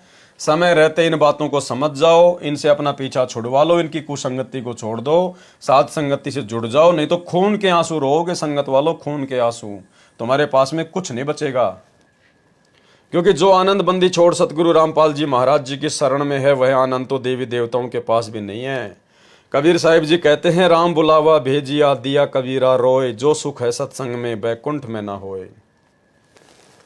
पूर्ण संत सतगुरु रामपाल जी भगवान के चरणों में जो आनंद है, वह तो बैकुंठ में भी नहीं है। बैकुंठ यानी स्वर्ग, और स्वर्ग में क्या आनंद है भाई और बहनों? परमात्मा ने बता दिया हमें, इनके सारे देवी देवताओं के, ब्रह्मा विष्णु महेश के किस्से कहानियां, वहां तो वैश्यावर्ती चलती है, सरेआम नंगा नाच होता है बैकुंठ में, स्वर्ग में, क्योंकि वो तो होटल हैं। इस पृथ्वी पर जिसने जैसी साधना की, जिसने जैसी भक्ति की, जो कमाई की, उस आधार से भक्ति का भोग भोगने के लिए जाता है, वो तो स्वर्ग में। स्वर्ग तो होटल है। जैसे कोई आदमी अपने क्षेत्र में कमाता है, काम धंधा करता है और महीने 20 दिन के लिए शिमला जाता है, मसूरी जाता है, वहाँ कोई होटल ले लेता है, पैसे जमा कराओ, जो भी वस्तु चाहिए आपको मिलेगी। तो स्वर्ग तो होटल हैं, वो तो मौज मस्ती की चीज़ें हैं। वहाँ तो वेश्यावृत्ति होती है, वहाँ तो सारे उल्टे काम होते हैं, नंगे डांस होते हैं वहाँ पर। वो तो मौज मस्ती का अड्डा है। वहाँ तो अपनी भक्ति को बर्बाद किया जा सकता है, भक्ति बनाई नहीं जा सकती है। और उनके चरणों में लगाकर ही मन की बुरी आदतें छूट सकती है। संत रामपाल जी महाराज जी की शरण में आकर उनकी संगत करके राम नाम की आदत लग जाती है, फिर कोई दुविधा, कोई दुर्मति नहीं रहती, फिर तो आनंद ही आनंद है। परमात्मा की छत्र छाया हमेशा बनी रहती है। हरि का सुमरण करो मनमीत, निर्मल होए तुम्हारा चित्त। यानी हे मन, परमात्मा का सुमरण कर, हरि का सुमरण कर, सतगुरु रामपाल जी का सुमरण कर मेरे मीत, मेरे मित्र। निर्मल होए तुम्हारा चित्त, तुम्हारी आत्मा, तुम्हारा चित्त जो है निर्मल हो जाएगा। दूसरा कोई तरीका नहीं है। बंदी छोड़ सतगुरु रामपाल जी भगवान के शरण में आने के बाद जीव की कभी दुर्गति नहीं हो सकती। सतगुरु हर पल हमारे साथ है, हर पल हमारी रक्षा करता है। सतगुरु रामपाल जी भगवान के शरण में आने के बाद जीव के काल निकट नहीं आता, चाहे वह खोटा है, वह खरा है, जैसा भी है। जो सतगुरु का बन गया वह अनमोल हो गया। जैसे कोई बच्चा बिगड़ा हो तो माता उसकी पिटाई करके अपने आप सुधार लेती है, वह उसे पुलिस के हवाले नहीं करती। ठीक इसी प्रकार जो बंदी छोड़ सतगुरु रामपाल जी भगवान की शरण में आ गया, चाहे जैसा भी निर्लज्ज जीव हो, गुरुजी उसे अपने आप सीधा कर लेंगे, काल के हवाले नहीं करेंगे। लेकिन ऐसा नहीं है भाई और बहनों। परमात्मा ने हमें सत्संगों में बताया है कि जो व्यक्ति परमात्मा की शरण में आ गया, सतगुरु रामपाल जी भगवान की शरण में जो व्यक्ति आ गया, शिष्य या शिष्य, स्त्री या पुरुष, और जिसको सतनाम प्राप्त हो गया, और सतनाम प्राप्ति के बाद में यदि उसका शरीर छूट जाता है, या किसी दबाव के चलते, या किसी डर या भय के चलते, लोकलाज के चलते यदि उसने भक्ति छोड़ दी, लेकिन वो गुरुद्रोही नहीं हुआ, उसने गुरुजी की कभी निंदा नहीं करी, गुरुजी की उसने कभी बुराई नहीं करी, और किसी कारण से दबाव में आकर, डर में आकर, लोकलाज में आकर उसने भक्ति छोड़ दी, त्याग दी, और सतनाम उसको प्राप्त है, तो उस आत्मा को परमात्मा फिर 84 लाख योनियों में नहीं जाने देता। 84 लाख योनियों में नहीं जाने देता, इसका मतलब ये नहीं है कि वो दुखी नहीं होगा या वो परेशान नहीं होगा, सब कुछ होगा। बस परमात्मा उसको गधा, कुत्ता, सूअर नहीं बनने देगा, उसको मनुष्य जन्म ही देता रहेगा, और फिर कभी अपनी शरण में लेगा, फिर भक्ति बनवाएगा, फिर भक्ति अगर ढंग से करेगा तो परमात्मा आगे पार करेगा, नहीं तो फिर वो मनुष्य जन्म प्राप्त करता रहेगा। लेकिन वो मनुष्य जन्म प्राप्त करना भी एक प्रकार से नरक भोगने के समान है। मान लीजिए आज किसी ने लोकलाज में आके भक्ति छोड़ दी, उसको सतनाम मिला हुआ है। ऐसी बात नहीं है, जिसने प्रथम नाम ले लिया है और वो भी अगर किसी लोकलाज से भक्ति छोड़ देता है तो परमात्मा उसको भी 84 में जल्दी से नहीं जाने देता है, उस आत्मा को भी परमात्मा मौका देते हैं। लेकिन वो मौका किस काम का? अरे नरक तो भोगना ही पड़ेगा, क्योंकि दोबारा अगर भगवान की शरण में आएगा, मनुष्य जन्म प्राप्त करेगा, तो किसी माँ के पेट में तो आना पड़ेगा। तो 9 महीने माँ के पेट में रहेगा, ऊपर को पैर रहेंगे, नीचे को सिर रहेगा। और गुरुदेव भगवान ने सत्संग में बताया कि बच्चों, इस माँ के गर्भ में ये आत्मा इतना कष्ट उठाती है। माँ के गर्भ को गुरुदेव भगवान ने नरक कुंड बताया, सबसे बड़ा नरक कुंड, कि 9 महीने ये आत्मा ऊपर को पैर, नीचे को सिर, इसको इतना कष्ट होता है जितना कष्ट किसी व्यक्ति की 100 साल की उम्र हो। और 100 साल तक यदि उसको कोढ़ लग जाए, कोढ़ जैसा भयंकर रोग कोई दूसरा नहीं होता। पूरा शरीर में मवाद, मक्खियां भिनभिनाती रहती है, बदबू मारती है, चीस चलती है, दर्द होता है, पीड़ा होती है। कहते हैं किसी व्यक्ति की 100 साल की उम्र है और 100 साल यदि उसको कोढ़ जैसा भयंकर रोग लग जाए, उससे भी 100 गुना ज्यादा कष्ट ये जीवात्मा 9 महीने मां के गर्भ में वो नरक भोगती है। तो क्या फायदा वो बार बार जन्म लेने का? नरक तो हमने भोग ही लिया। फिर माँ के गर्भ से बाहर आए, तो बाहर आते कौन सा हमारे को ज्ञान हो जाएगा? ज्ञान तो फिर परमात्मा कभी अपनी शरण में लेगा, 40 साल की उम्र में या 50 साल की उम्र में, जैसे भी है तब होगा ज्ञान। तो उससे पहले हमारे संस्कारवश हमारे साथ में सारी दुर्घटना घटेगी, हमारी आंख भी फूटेगी, हमारा कभी एक्सीडेंट में हाथ भी कटेगा, पैर भी कटेगा, हमारे ऑपरेशन भी होंगे, हमें बीमारियां भी लगेंगी, हमारी आंखों के सामने हमारा बेटा भी मर जाएगा, हम भी अकाल मौत मर जाएंगे। तो कष्ट वो के वो सारे के सारे, वही पेट की चिंता, वही बाल बच्चों की चिंता, शादी विवाह की चिंता, नौकरी काम धंधे की चिंता। तो कष्ट वो के वो, परेशानियां वो की वो। भाई हमें परमात्मा अपनी शरण में लेते आ रहे हैं। आज हमें गुरुदेव ने बता दिया कि जिनको ये ज्ञान सुनते ही समझ में आ जाता है, जो ज्यादा वाद विवाद नहीं करता है, वो मनुष्य जन्म प्राप्त करता हुआ आ रहा है। तो ठीक है, हम लोग मनुष्य जन्म प्राप्त करते आ रहे हैं, लेकिन गुरुजी के शरण में आने से पहले हम कौन से शांति में थे? हमें तो वही चिंताएं थी, वही परेशानियां थी, काम धंधे को लेकर, रिश्तेदारियों को लेकर, ब्याह शादी को लेकर, पढ़ाई को लेकर, नौकरी को लेकर। हमारे साथ में एक्सीडेंट भी हो रहे थे, लड़ाई झगड़े भी हो रहे थे, मानसिक अशांति भी थी, उल्टे काम भी कर रहे थे, बुरे काम भी कर रहे थे। तो कहाँ सुख था जीवन में? तो भाई और बहनों, कहने का मतलब है हमने अपने जीवन को बढ़ाना नहीं है। आज हमें जो बातें समझ में आ गई है भक्ति मार्ग की, साथ संगति से जुड़े हुए सत्सेवक भाई बहनों को जिस कदर परमात्मा का तत्व ज्ञान समझ में आ गया है उनके आशीर्वाद से, भाई और बहनों उम्मीद मत करना कि अगर इस जन्म में रह गए तो अगले किसी जन्म में ये ज्ञान इसी प्रकार से समझ में आ जाएगा। ये तो कोई समय होता है, कुछ संयोग होता है, कोई संस्कार होता है कि परमात्मा की ऐसी दया होती है। इसलिए हमने तो पूरी कोशिश इसी मनुष्य जन्म में यहां से बाहर निकलने की करनी है। अपनी तरफ से हमने कोई गफलत किसी प्रकार की नहीं करनी है भक्ति पर। बाकी सतगुरु की अपनी मौज है, ये परमात्मा इस जन्म में पार करे, अगले जन्म में करे ना करे, हमारी वहां पर कोई दाल नहीं गलने वाली है। हमारा काम है केवल गुरु की भक्ति करना, गुरु के वचन में रहना, गुरु की मर्यादाओं में रहना, गुरु को हर संभव खुश करना, प्रसन्न करना। जिन बातों से गुरु दुख पावे उन बातों को दूर भगावे। ये राजनीति, आरक्षणबाजी, गुंडों के साथ में बैठना, स्टेडियम बनाना, दुनिया वालों को जो है वो खुश करना अपने स्वार्थ के लिए, ये काम हमने नहीं करना। इन समस्त कार्यों से गुरु जी दुखी होते हैं, परेशान होते हैं। परमात्मा कहते हैं साधु सेती मस्करी और चोरा नाल खुशहाल, और मल अखाड़ा जीतेंगे युगन युगन के माल।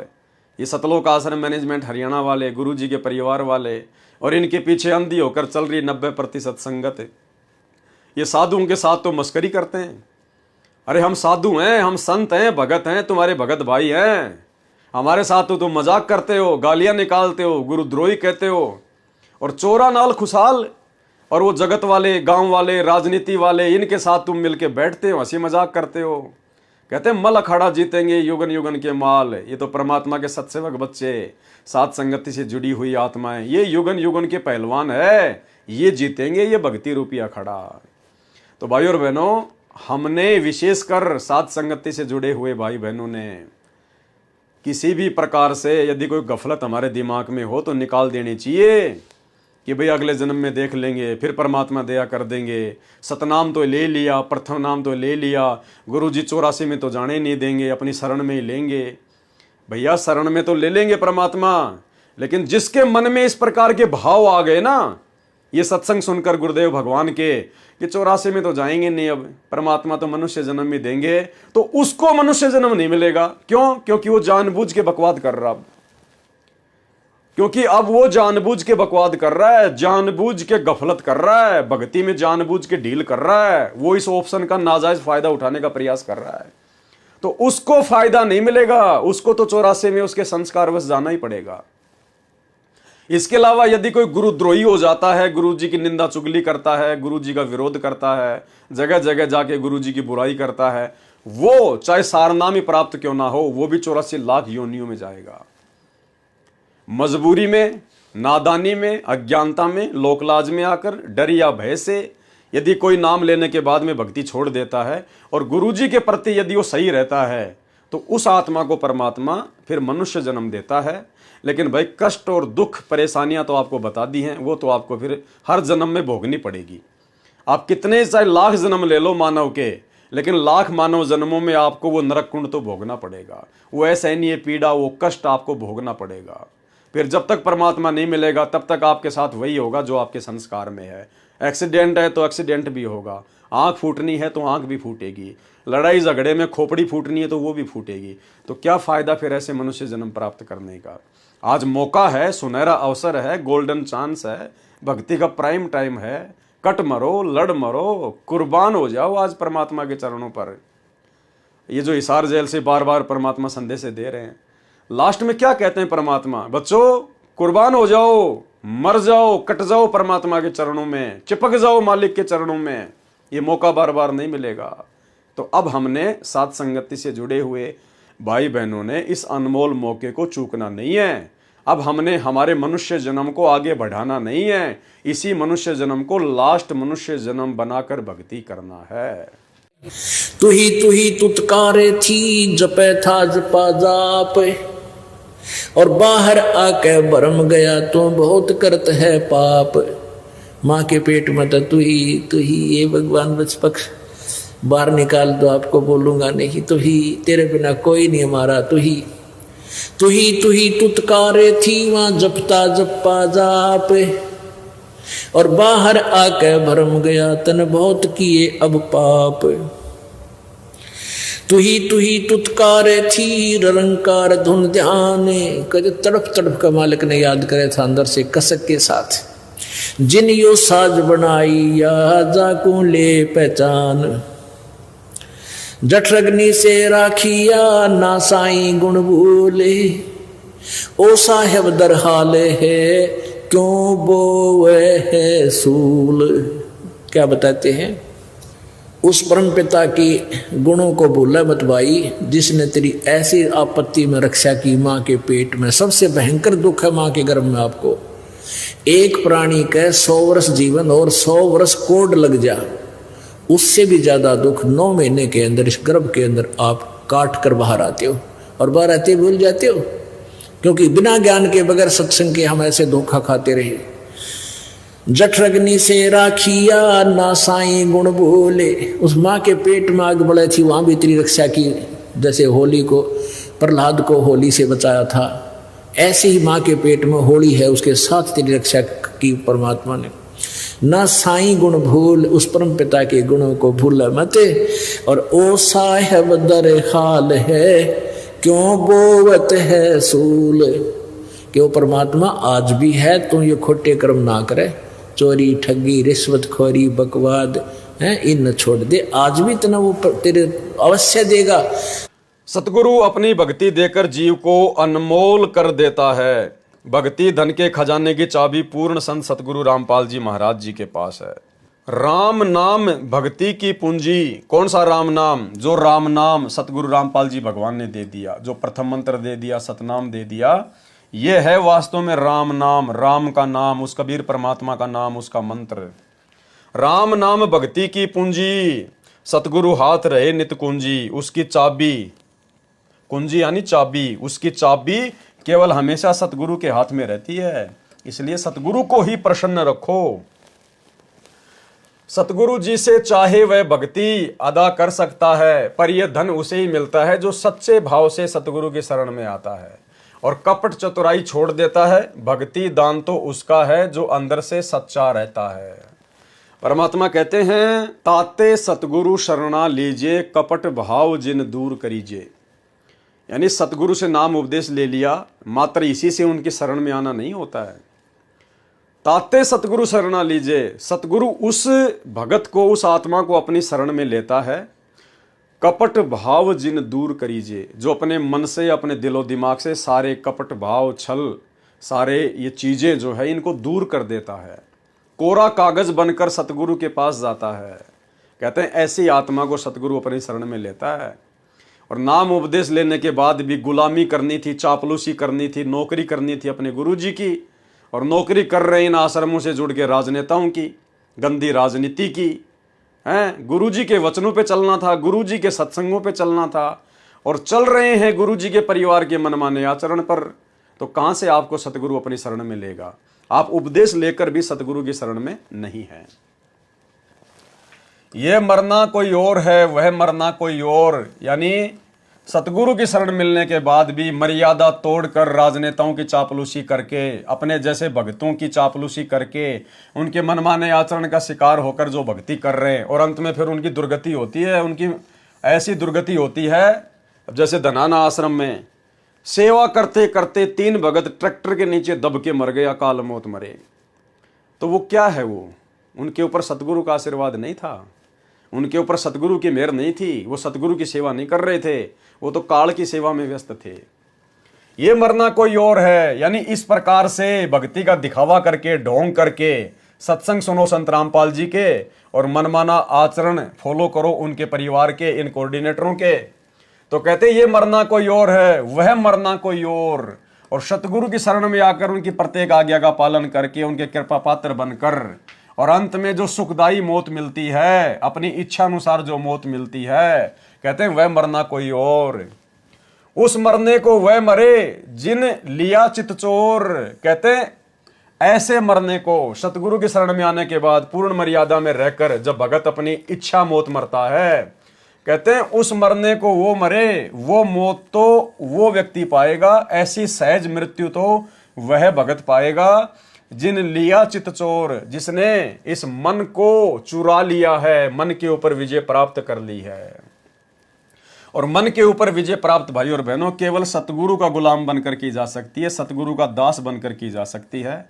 सतगुरु के भक्तों के चक्कर में आकर, सतगुरु के बेटा बेटी के चक्करों में आकर राजनेताओं की गुलामी करने वाले, आश्रमों में मजदूर बनने वाले, ये लोग कभी भी मन को नहीं चुरा सकते, कभी भी मन के ऊपर विजय प्राप्त नहीं कर सकते। जिसने अपनी चतुराई छोड़ दी वही गुरु भगत है। जो गुरु की आज्ञा का पालन करता है वही जीवित मर सकता है, अन्यथा लोग काल के द्वारा गुमराह हो जाते हैं और अंत में उनके हाथ कुछ नहीं रहता। बिल्कुल आश्रमों में यही हो रहा है। एक समय की बात है, गीसा संत जी सत्संग किया करते थे और कबीर परमात्मा की चर्चा तथा उनके गुणगान किया करते थे।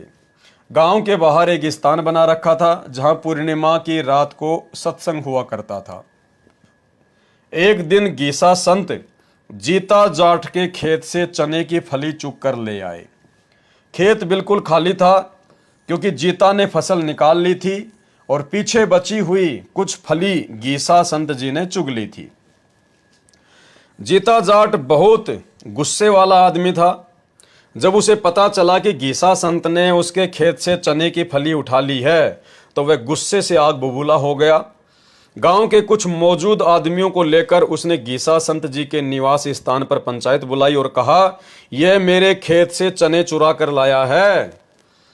गीसा संत जी ने प्रार्थना की, भाई वे तो वैसे भी मिट्टी में मिल जानी थी, मैंने 2 सेर यानी 2 किलो ही फली चुग ली, इसमें क्या बुराई है। जीता जाट कहने लगा, 2 सेर नहीं थी, तू 2 बोरी भरकर लेकर आया है। ये वही जीता जाट है जो आगे चलकर संत गीसा दास जी का उत्तराधिकारी बना, संत गीसा जी का ये परम सेवक बना फिर आगे चलकर।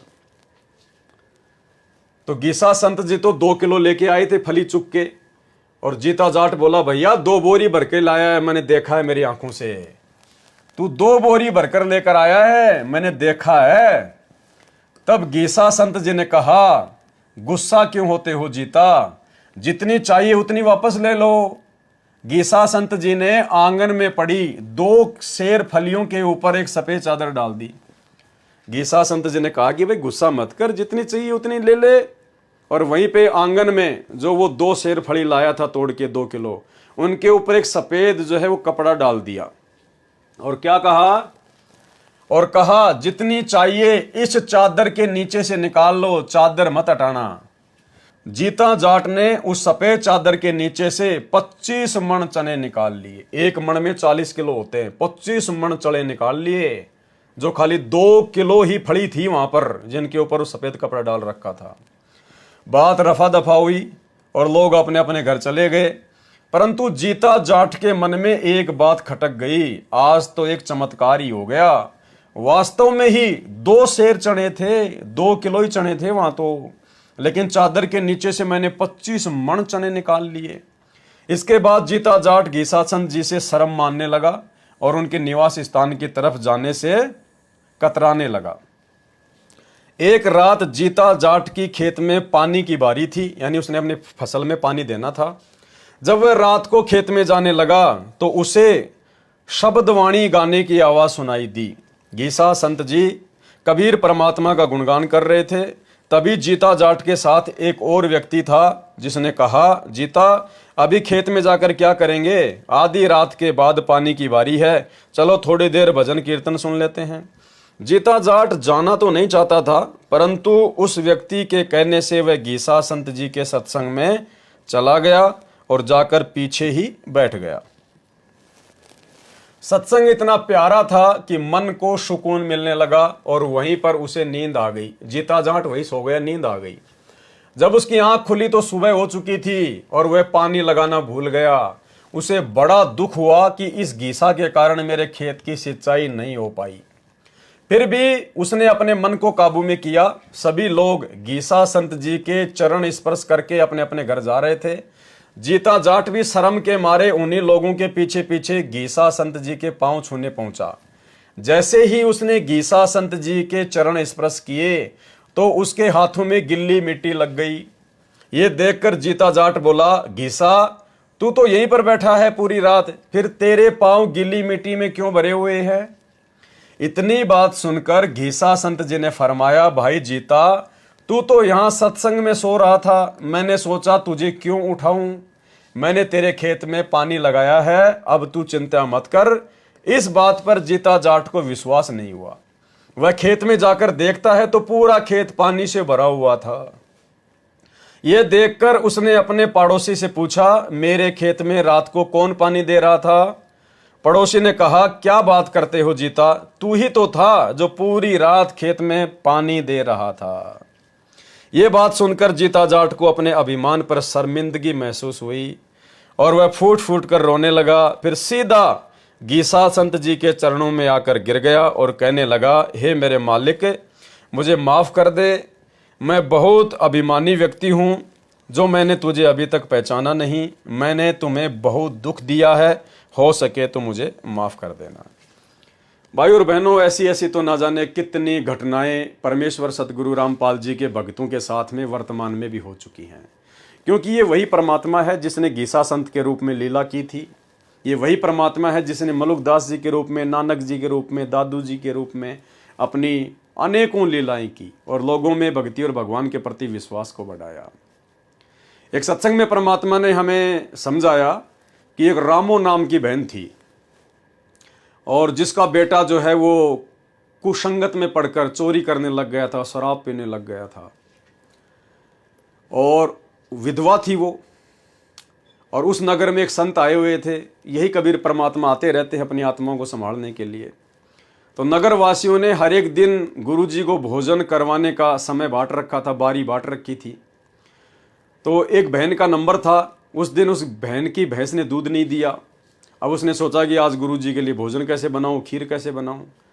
तो वो बहन, वो सत्संगी बहन उस रामो के पास आई और कहा कि बहन ऐसी ऐसी बात है, आज हमारी भैंस ने दूध दिया नहीं और गुरुजी को भोजन करवाना है और मुझे दूध चाहिए। तो उस रामो बहन ने दूध निकाल कर खूंटी की बाल्टी टांग रखी थी पूरी भर के। उसने वो बाल्टी उठा के ऐसे कि ऐसे उसके पात्र में डाल दी। अपने लिए भी दूध नहीं रखा। उस बहन ने कहा कि बहन थोड़ा बहुत तो रख ले अपने बच्चों के लिए। बोला, नहीं नहीं बहन, कभी कभी मौका मिलता है साधु संतों की सेवा का, तू ले जा। अब वो बहन दूध लेके आ गई और वो सोच रही है कि देखो कितनी अच्छी आत्मा है ये, इसने अपने लिए भी दूध नहीं रखा, जबकि ये तो सत्संग भी नहीं सुनती, इसको तो ज्ञान भी नहीं है। अगर मेरे से कोई दूध मांगने आता तो मैं भी पूरा का पूरा दूध नहीं देती। भाई इसके तो बहुत ही अच्छे संस्कार है, बहुत ही अच्छे भाग है। उसके बाद वो बहन धीरे धीरे धीरे धीरे उस बहन से ज्ञान चर्चा करने लगी, उस बहन को समझाने लगी और अंत में वो उस बहन को सत्संग में ले जाने लगी। वो बहन प्रार्थना करती थी कि गुरुजी मेरा बेटा है, वो शराब पीता है, कुसंगत में पड़ा हुआ है, आप उस पर भी दया करो मालिक, उसको भी सद्बुद्धि दो। तो संत रूप में परमात्मा कहते थे, भाई ठीक है भाई मालिक, दया करेंगे, कभी न कभी दया करेंगे।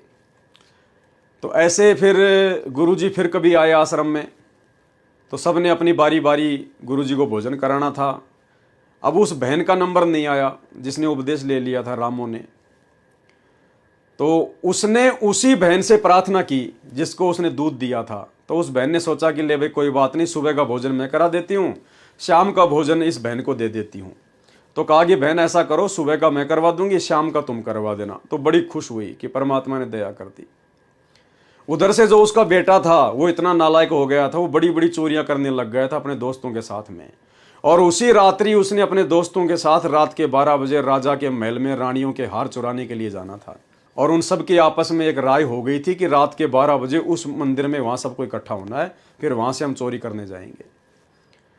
अब परमात्मा की दया हुई, उस बहन को तेज बुखार हो गया, तबीयत खराब हो गई। भोजन तो उसने बना दिया जैसे तैसे करके, लेकिन आश्रम तक जाने की उसकी हिम्मत नहीं। अब उसने अपने बेटे से कहा कि बेटा देख, मेरी हालत खराब हो गई है, बुखार चढ़ गया अचानक से, और आज गुरुजी को भोजन करवाने का नंबर मेरा है, और आज अगर साधु संतों के पास आश्रम में भोजन नहीं पहुंचा तो बेटा मैं तो पाप की भागी बन जाऊंगी, गुरुजी भूखे रहेंगे, तो तू ये भोजन आश्रम तक दे के आ जा। अब बेटे को तो चोरी करने जाना था। उसने कहा कि माँ तू कहाँ चक्करों में फंस गई बाबाओं के, तू वहां जाती है, लोग पता नहीं तेरे बारे में क्या क्या बोलते। उल्टा माँ को शिक्षा देने लग गया। अब माँ ने कहा कि बेटा दया मेरी तबीयत खराब है, बेचारी रोने लग गई। अब माँ के आंसू उससे देखे नहीं गए। उसने देखा रही है 2 किलोमीटर पे आश्रम है और अभी तो टाइम पड़ा है, 4 घंटे पड़े हैं, रात के 12 बजे जाना है वहाँ। तो लाला बोले माँ फटाफट ला। तो माँ ने पैक कर दिया, वो लेके फटाफट और आश्रम में पहुँच गया। आश्रम में जाके बोला महाराज बोले खा लो खाना वाना, फटाफट दे दो, बोले बर्तन मेरे को जाना है। आश्रम वालों ने देखा भाई आज उस बहन का लड़का आ गया, हो सकता है इसको ज्ञान समझ में आ गया हो, महाराज जी की दया हो गई हो। तो उसने कहा कि महाराज जी कहाँ हैं? बोले महाराज जी तो अभी घूमने गए, आ रहे हैं अभी थोड़ी देर में। महाराज जी आ गए। अब महाराज जी ने सोचा लड़का आया है, 2-4 बातें इसको बता दूं, क्या पता भक्ति पे लग जाए, इसका भला हो जाए, आत्म कल्याण हो जाए। तो महाराज जी उसको समझाने लगे, प्रवचन देने लगे। तो वो लड़का कहने लगा महाराज जी ज़्यादा शिक्षा देने की जरूरत नहीं है, फटाफट खाना खाओ और बर्तन मेरे को दो, यहाँ से जाना है मेरे को। तो महाराज जी ने सोचा रहे तो वास्तव में जैसा बहन कहती है वैसा ही निकम्मा लड़का है। अब महाराज जो साधु संत होते हैं वो ज़्यादा किसी के मुंह नहीं लगते हैं। उन्होंने खाना खाया और बर्तन दे दिए। एक सेवक बर्तन धोने लगा। उसने कहा कि नहीं नहीं मैं अपने घर पे धो लूँगा, उसको तो चोरी करने जाना था, जल्दी से काम निपटाना था। बोला दे दो जूठे बर्तन, मैं घर पे धो लूँगा। वो तो लेके बर्तन और वहीं से डांग ठोक दी दौड़ के। रास्ते में उसके पैर में कांटा चुभ गया और कांटा भी अंदर तक चला गया। परमात्मा की दया थी, खेल थे सतगुरु के। वो इतना लंगड़ा कर चलने लगा कि कई देर में घर पे पहुंचा और जाते ही माँ को भला बुरा कहने लगा कि मैं तेरे को पहले ना कहता था, ये काहे के संत हैं, काहे के बाबा हैं, मैं तो तेरे साधु संतों को भोजन कराने गया और मेरे पैर में कांटा चुभ गया और बस इतनी शक्ति है क्या तेरे बाबाओं में, और फलाना दिखना। अब माँ ने देखा रहे ये नालायक भाई बड़ी मुश्किल से तो आश्रम में गया था और आज ही इसको कांटा लगना था। उसने गुरुजी में कोई दोष नहीं देखा उस माँ ने। उसने अपने भाग्य को जो है उसने कोसा कि मैं ही निर्भागी हूँ। चलो जैसे भी था, अब रात को वो जो थे भाई लोग राजा के महल में चोरी करने की सोच रहे थे। उन्होंने देखा रे 12 बज गए, अभी तक तो वो आया नहीं और लगता है वो अब आएगा भी नहीं, तो चलो अपन चलते हैं चोरियां करने। तो वो राजा के महल में प्रवेश कर गए। अब सैनिकों ने उनको पकड़ लिया, पकड़ के सुबह राजा के सामने पेश कर दिया और कहा कि महाराज जी इतने खूंखार चोर हैं, ये राजा के महल में चोरी करने से नहीं डरते तो आम जनता को क्या समझेंगे, इनको तो सख्त से सख्त सजा देनी चाहिए। तो उस समय सख्त से सख्त सजा थी सूली तोड़ना, सूली की सजा। यानी एक 5-6 फुट का एक भाले नुमा एक वो होता था लोहे का सरिया ऊपर से पहना भाले की तरह, और उसके ऊपर एक वो चकड़ा जो है बांध दिया जाता था और चकले के बीच में छेद करके वो जो सरिया होता था वो यूं रखा जाता था और उस चकले के ऊपर व्यक्ति को बैठा दिया जाता था और वो भाले का जो नुकीला सिरा होता था वो उसकी गुदा द्वार से निकलकर धीरे धीरे धीरे धीरे धीरे धीरे उसकी खोपड़ी से निकलता था। यूं इतनी भयंकर सजा दी जाती, तड़प तड़प के मरता था वो। तो उनको सूली की सजा का अनाउंसमेंट कर दिया और सुबह सूली तोड़ने से पहले पूरी की पूरी जो है वो पब्लिक में उनको गधों पे बैठा के या जैसे भी मुंह काला करके और ढोलक बजाते हुए पूरी नगरी में उनको घुमाया गया ताकि और लोगों को भी शिक्षा मिले कि चोरी नहीं करनी चाहिए। अब जैसे ही उस माँ और बेटे के घर के पास से वो ढोल बजते आ रहे थे तो वो भी देखने के लिए बाहर खड़े हो गए भी क्या आ रहा है क्या नहीं आ रहा। अब वो लड़का पहचान गया अपने साथियों को, ओहो ये तो वही है भाई, अगर रात को मैं भी चोरी करने जाता तो मेरे साथ भी यही होना था।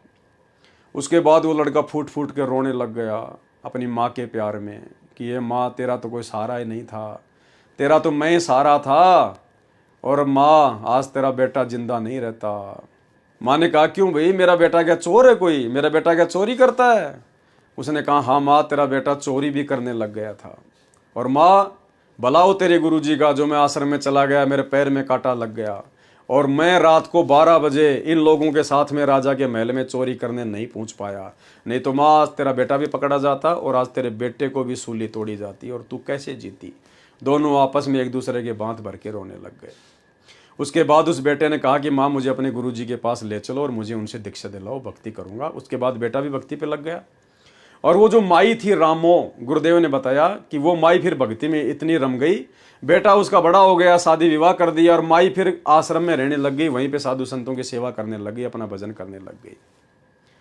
अब उस माई को सेवा दी हुई थी साधु संतों की, भक्तों की, जो कपड़े वगैरह थे वो धोने की। पास में कोई तालाब, कोई नहर, कोई दरिया थी जहाँ पर आश्रम था, तो माई क्या करती थी कि सत्संग में आने वाले 10, 15, 20 भक्तों के कपड़े ले जाती और उनको धोती, उनको साफ करती। अब गुरुजी का सत्संग चल रहा था और किसी सेवादार ने कहा कि माई अब तेरे पास में समय है, फटाफट चली जा और ये कपड़े धो के ले आ। लेकिन उसकी इच्छा थी कि मैं सत्संग सुनूं गुरुजी का, लेकिन वो दबाव में आके लेके कपड़े वहाँ तालाब पे वो चली गई धोने के लिए। अब उसने सोचा क्यों ना इन कपड़ों को मैं पानी में भिगो देती हूँ और थोड़ी देर में गुरुजी का सत्संग सुन लेती हूँ, बाद में आके फटाफट इनको धो लूँगी, घंटा आध घंटा सत्संग सुन लूँगी। तो उसने ऐसा ही किया, कपड़े उसने पानी में भिगो के साइड में रख दिए और दौड़ के आश्रम के बाहर ही जाके बैठ गई और कान लगा के बैठ गई और गुरुजी का सत्संग सुनने लगी। आई तो थी आधा घंटा सुनने के लिए और 3-4 घंटे बीत गए, उसको पता ही नहीं चला। अब मौसम ऐसा ही था, वो सर्दियों का टाइम था, बाद में कपड़े सूखने नहीं थे और बाद में वो दौड़ के गई वहाँ पर। अब किसी सेवादारनी ने उसको देख लिया और सेवादारनी ने जाकर गुरुजी से उसकी शिकायत कर दी कि गुरुजी ये रामो बहुत निकम्मी हो गई, इसको जो सेवा आपने दी है ढंग से सेवा ये करती नहीं है, कपड़े धोने की सेवा थी और ये तो यहीं बैठी हुई है। अब गई है गुरुजी दौड़ के कपड़े धोने के लिए, अब कैसे सूखेंगे भगत, अब क्या पहनेंगे। तो रामो बहन की किसी ने उधर से शिकायत कर दी गुरुजी से। अब रामो बहन गई दौड़ के कि भाई आज तो काम बिगड़ गया, अब तो कपड़े सूखेंगे नहीं, अंधेरा हो गया। अब जैसे वो रामो बहन वहाँ तालाब पे गई तो उसने देखा कि सारे भक्तों के कपड़े धो धा के सुखा रखे हैं और सारे कपड़े सूख के तैयार हो रखे हैं। उसको बड़ा आश्चर्य हुआ। उसने सबसे पूछा वहाँ पर कि बहन क्या तूने मेरे कपड़े धोए हैं, क्या तूने मेरे कपड़े धोए हैं। अब सब ने मना कर दिया, भाई हम क्यों धोएंगे तेरे कपड़े, और तू क्यों पूछ रही है, तू खुद ही तो धो रही थी, तू खुद ही तो धो रही थी कपड़े, तूने खुद ही तो सुखाए हैं हमारे सामने और तू खुद ही हमारे से तू मजाक कर रही है। तो रामो बहन समझ गई कि भाई ये तो परमात्मा की लीला है, परमात्मा ने मेरा रूप बना के ये कपड़े धोए मेरे। उसने फटाफट सारे कपड़े समेटे और आश्रम में लेके आ गई। और उधर से गुरुजी से किसी ने उनकी शिकायत लगा रखी थी, सभी लोग दुखी थे कि आज क्या पहनेंगे, हम तो सर्दी मरेंगे, कपड़े ही नहीं हैं। और वो सारे कपड़े सुखा सुखा के सबको दे रही है और सब लोग सोच रहे भाई ये क्या हो गया, ये क्या हो गया।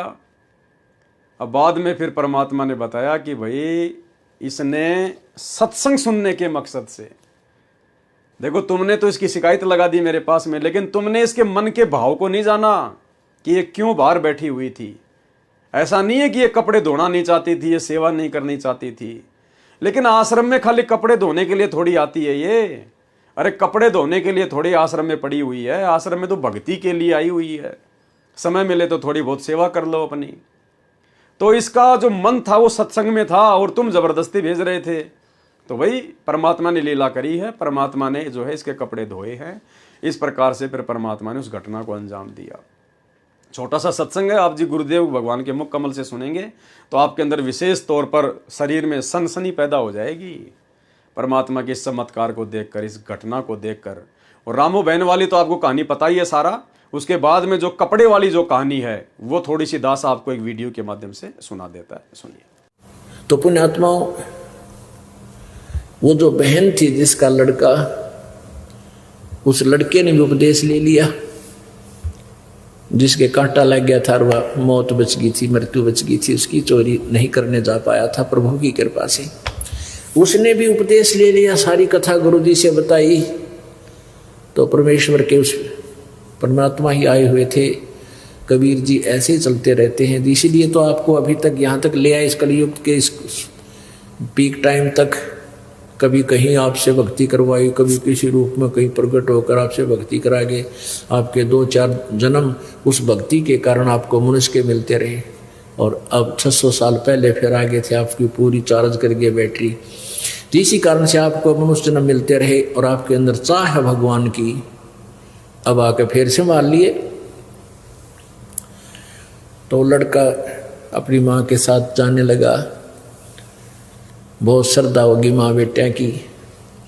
अब लड़के की शादी होगी, वो बहन रामो फिर तो महाराज जी की सेवा में ज़्यादा रहने लगी। जैसे 2 दिन आते, 4 दिन आते या 10 दिन आते, प्रतिदिन 1 घंटा सत्संग भी करते थे। तो वह क्या करती थी, सत्संग के दौरान जो बाहर से आसपास के ग्रामों के भी भक्त आते थे, बर्तन ले जाती, कपड़े ले जाती, सबके साधु भक्तों के जैसे वहाँ भक्त रहते थे 10-5 महाराज जी के साथ, गुरु जी के कपड़े, वो कपड़े धोने की सेवा ले लेती। एक दिन वो साथ ही एक दरिया थी, बिल्कुल साथ से एक दरिया बनी हुई थी, वहाँ घाट पर धो के ले आया करती थी।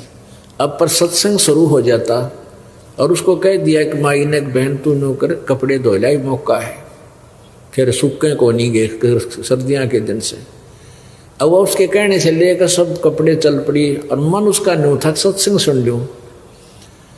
उसने क्या किया, वहाँ जाकर कपड़े बे दिए। पहले भिगोया करते कपड़ों को, और फिर कुछ देर बाद उसने मोगरे मागरे मार कर उन्हें धोया करते डंडों से। तो उसने सोचा ये कपड़े मैंने बे दिए और ये इतना मैल गलेगा, मैं सत्संग सुन लेती हूँ। वह थोड़ी सी दूरी पर था, वापस आके और आश्रम से बाहर ही बैठ गई। खूब आवाज़ सुनाई दी थी वहाँ, नो बैठी रही सारी। सत्संग शुरू कर रखा गुरुदेव ने, उसकी आँखों में आंसू आवे। मैं भी इसी दुखी थी, कथा सुना रहे थे परमात्मा, जिसका लग गया उसका याद रहा करे। अन्यो रो है भगवान बड़ी दया करी, कति मेरे को तो नरक से निकाल लिया। यानी उसने 1.5-2 घंटा जो गुरु जी ने सत्संग किया, उसको ये नहीं पता चला तू के काम आई थी, भूल गई।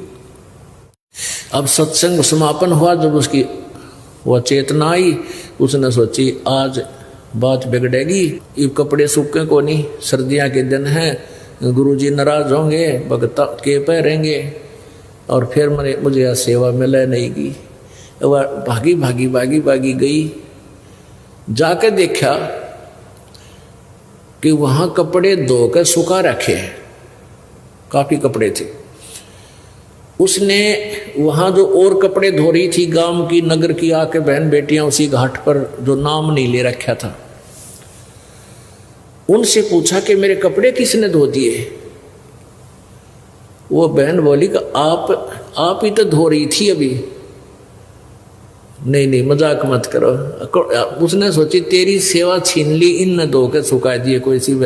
अब जो नाम ना ले रही उनके पास कहाँ टाइम है, इतनी अकल उनमें कहाँ से आ सकती है कि इतना लाभ उठा लें। उन्हें तो अपने कपड़े धोने मुश्किल हो जाए, फिर भैंसा की सानी बेड़ी है, फरान करना है, उनकी 100 मन में चिंता रहती है। उनसे फिर पूछ रही है, सच्ची बता बहन, एक एक को पकड़ के आए सच्ची बता दे।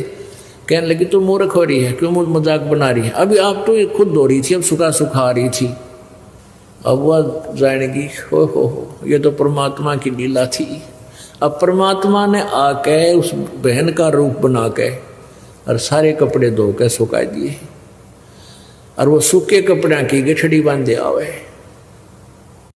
एक और देखे थी बहन, उसने शिकायत कर रखी अंदर आश्रम में गुरुजी को, गुरुजी आरामो है ना, या तो जमाने कमी होगी, इसने सुख घना हो गया। मैं सेवा दी थी कपड़े धोने की, यहाँ बैठी बैठी बाहर सत्संग सुन रही थी, अब गई है दौड़ी दौड़ी, कब ये सूखेंगे, कब आप पैरोगे, ऐसे वह कह रही। इतने में गठड़ी बांध के सारे कपड़े ले आई और ला के जिनको पता नहीं था वो कहने लगी इतना शर्म नहीं आई, वो टोंट कस रही है अंदर बढ़ते ही, ये कब सूखेंगे, तू इब गई है।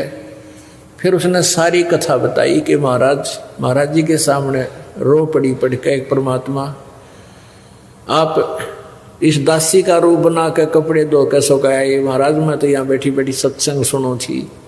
तो उसने सारी कथा सब बहनों को बताई, औरों को भी दृढ़ विश्वास हुआ। तो पुण्यात्माओं, ऐसे क्रिस्मे जब होने लग जाते हैं भक्तों के साथ और ज़्यादा श्रद्धा बढ़ जाती है परमात्मा में, तो परमात्मा ऐसी लीलाएं किया करते हैं और इसीलिए परमात्मा की चाह हमें बनती है। अब देखो उसने स्टार्ट की, धीरे धीरे इतनी श्रद्धा बढ़ गई उस बहन की, घर जाना, घर भी बच्चों को संभाल दिया, ले बेटा करो अपना काम, सत्संग के दौरान मैं तुम्हारे पास नहीं आ पाऊंगी।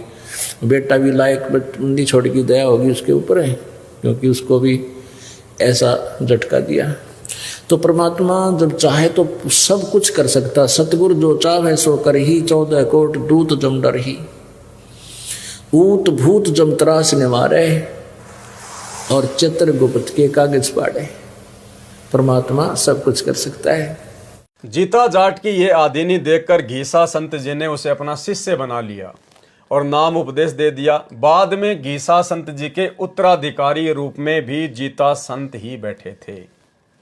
जीता संत जी बाद में अपने गुरु घीसा संत जी की महिमा का गुणगान करते हुए कहते हैं, मारे चढ़ गया रंग बुढ़ापे में, बहुत दिन का मनवा रूसा रूसा फिरे था, आन फसाया गुरु नाके में।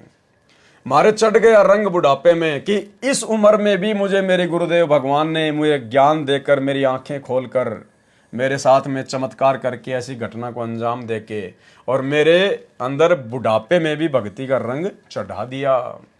बहुत दिन का मनवा रूसा रूसा फिरे था, रूसा रूसा यानी नाराज नाराज, उदास उदास फिरे था ये मन। आन फसाया गुरु नाके में, सतगुरु ने अपनी भक्ति के नाके में फंसा लिया। जैसे सुई के नाके में हम कोई डोरी को फंसा देते हैं और गांठ मार देते हैं, फिर वो सुई के साथ साथ ही घूमता है। तो कहते हैं सतगुरु ये इस दुनिया में जो जीव के अहंकार को तोड़कर, अभिमान को तोड़कर और अपने भक्ति रूपी नाके में फंसा सकता है। इसलिए चाहे जीव में कितने ही कपट क्यों ना हो, कितने ही विकार क्यों ना हो, बंदी छोड़ सतगुरु रामपाल जी भगवान हर एक जीव की अच्छे से खबर रखते हैं।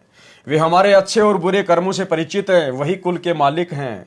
अभी भी वक्त है, पहचान जाओ और परमात्मा के चरण पकड़ लो। ये अवसर बार बार हाथ नहीं आने वाला। जब बंदी छोड़ सतगुरु रामपाल जी महाराज अपनी लीला करके शतलोक धाम चले जाएंगे, तो देखना ये दुनिया कैसे उनकी याद में रोएगी। उनकी एक झलक पाने के लिए देवता तक तरसते हैं। इसमें कोई झूठ नहीं है, कोई मिलावट नहीं है, कोई संशय नहीं है। यही बात सतगुरु रामपाल जी परमेश्वर अपने सत्संगों में अक्सर कई बार कहते हैं कि बच्चों, ये दुनिया का दस्तूर है, ये दुनिया अंधी है, ये वक्त गुरु को नहीं पहचान पाती।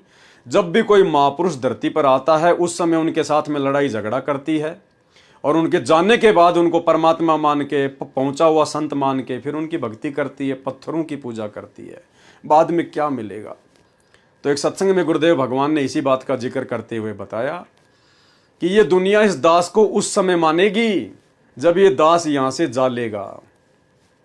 उसके बाद मेरी मंडी बनाई जाएगी, मेरा मंदिर बनाया जाएगा, मेरे नाम के कीर्तन किए जाएंगे, लेकिन फिर क्या मिलेगा? फिर क्या मिलेगा? टट्टू मिलेगा, टट्टू। समय रहते फायदा उठाना था और जिन महापुरुषों ने समय रहते फायदा उठा लिया, आगे परमात्मा कह रहे हैं कि विशेष सौभाग्य है उन आत्माओं का जिन्होंने समय रहते पहचान लिया। जैसे आज हम सत्सेवक भाई बहनों ने अपने गुरुदेव को पहचान लिया और इनके साथ में परमात्मा तुल्य व्यवहार कर रहे हैं, परमात्मा ही समझकर, परमात्मा जैसा ही मानकर, क्योंकि हैं ही परमात्मा, और हम वही सारे कार्य इनके साथ में हम कर रहे हैं जो परमेश्वर के साथ किए जाते हैं। जितना सम्मान, जितना आदर भगवान को दिया जाता है, जो पूज्य भाव परमात्मा में होते हैं, वही हम अपने गुरुदेव के प्रति जो है प्रकट कर रहे हैं। तो गुरुदेव कहते हैं कि परम सौभाग्य है उन आत्माओं का जो वर्तमान में समझ गए, अन्यथा दुनिया आने वाले समय में रोएगी, पछताएगी, कुछ भी याद नहीं लगेगा। सुनिए। गांव के गांव आओगे यहाँ पे, पर ये जब आओगे जब ये उदास जालेगा, फिर और मंडी बनाओगे, मंदिर काटेंगे, बेगन तार देंगे, फिर यहाँ के टट्टू होगा, कुछ भी नहीं होगा। अब संत चला जा और उसके जैसे वैद मर जा, अब जिंदा जब जीवित है, जब दवाई दो, नब्ज देखेगा, सारी विधि बतावेगा तो बेड़ा पार होगा। और वो चिल्ला जा फिर पाछा से उसकी मूर्ति बना लो, छोटा मंदिर बना लो और घंटी बांध लो, वो लाभ नहीं हो सकता आपको। तो ये हमारे अंदर बाद में जागरण की आदत है। वर्तमान में जो जागेगी वो बहुत भाग्यवान और पुण्यकर्मी प्राणी है। सत्कर्म मानना विशेष रजा है परमेश्वर की आपके ऊपर, ये उसकी कृपा बिना और आपके पुण्य कर्मों के संयोग बिना ये मार्ग मिला नहीं करता। ये जग बादल धुंध कामीन ना डरिए, जय मन चाहे राम को तो दासातन करिए। दासातन माने आधी नहीं रखना, मन में एम मत लाना किसी बात का भी, ना दान का, ना धर्म का, ना संतान का, ना सेवा का, ना राज का। जिस दिन एम आ गया परमात्मा आपसे 100 कोस दूर हो जाएगा। ये ऐसा रिएक्शन है मालिक का। तुम्हारी बुद्धि में क्यों नहीं समझ आती कि बंदी छोड़ सतगुरु रामपाल जी भगवान ने समस्त धर्म गुरुओं को अध्यात्म ज्ञान चर्चा के लिए निमंत्रण दिया है। सभी धार्मिक संस्थाओं को ललकारा है कि आओ और सत्य ज्ञान की परख करो। फिर वे मुंह छुपाकर क्यों बैठे हैं? 300 साल से चल रही गाड़ियां और प्रचार कर रहे साधु महात्मा इतने पुराने ज्ञान में रंगे हुए हैं, फिर भी अपने ज्ञान के ऊपर उन्हें पूर्ण विश्वास नहीं है। वे संत रामपाल जी महाराज जी से ज्ञान चर्चा करने से डरते हैं। लोग कहते हैं संत रामपाल जी महाराज जेल में हैं।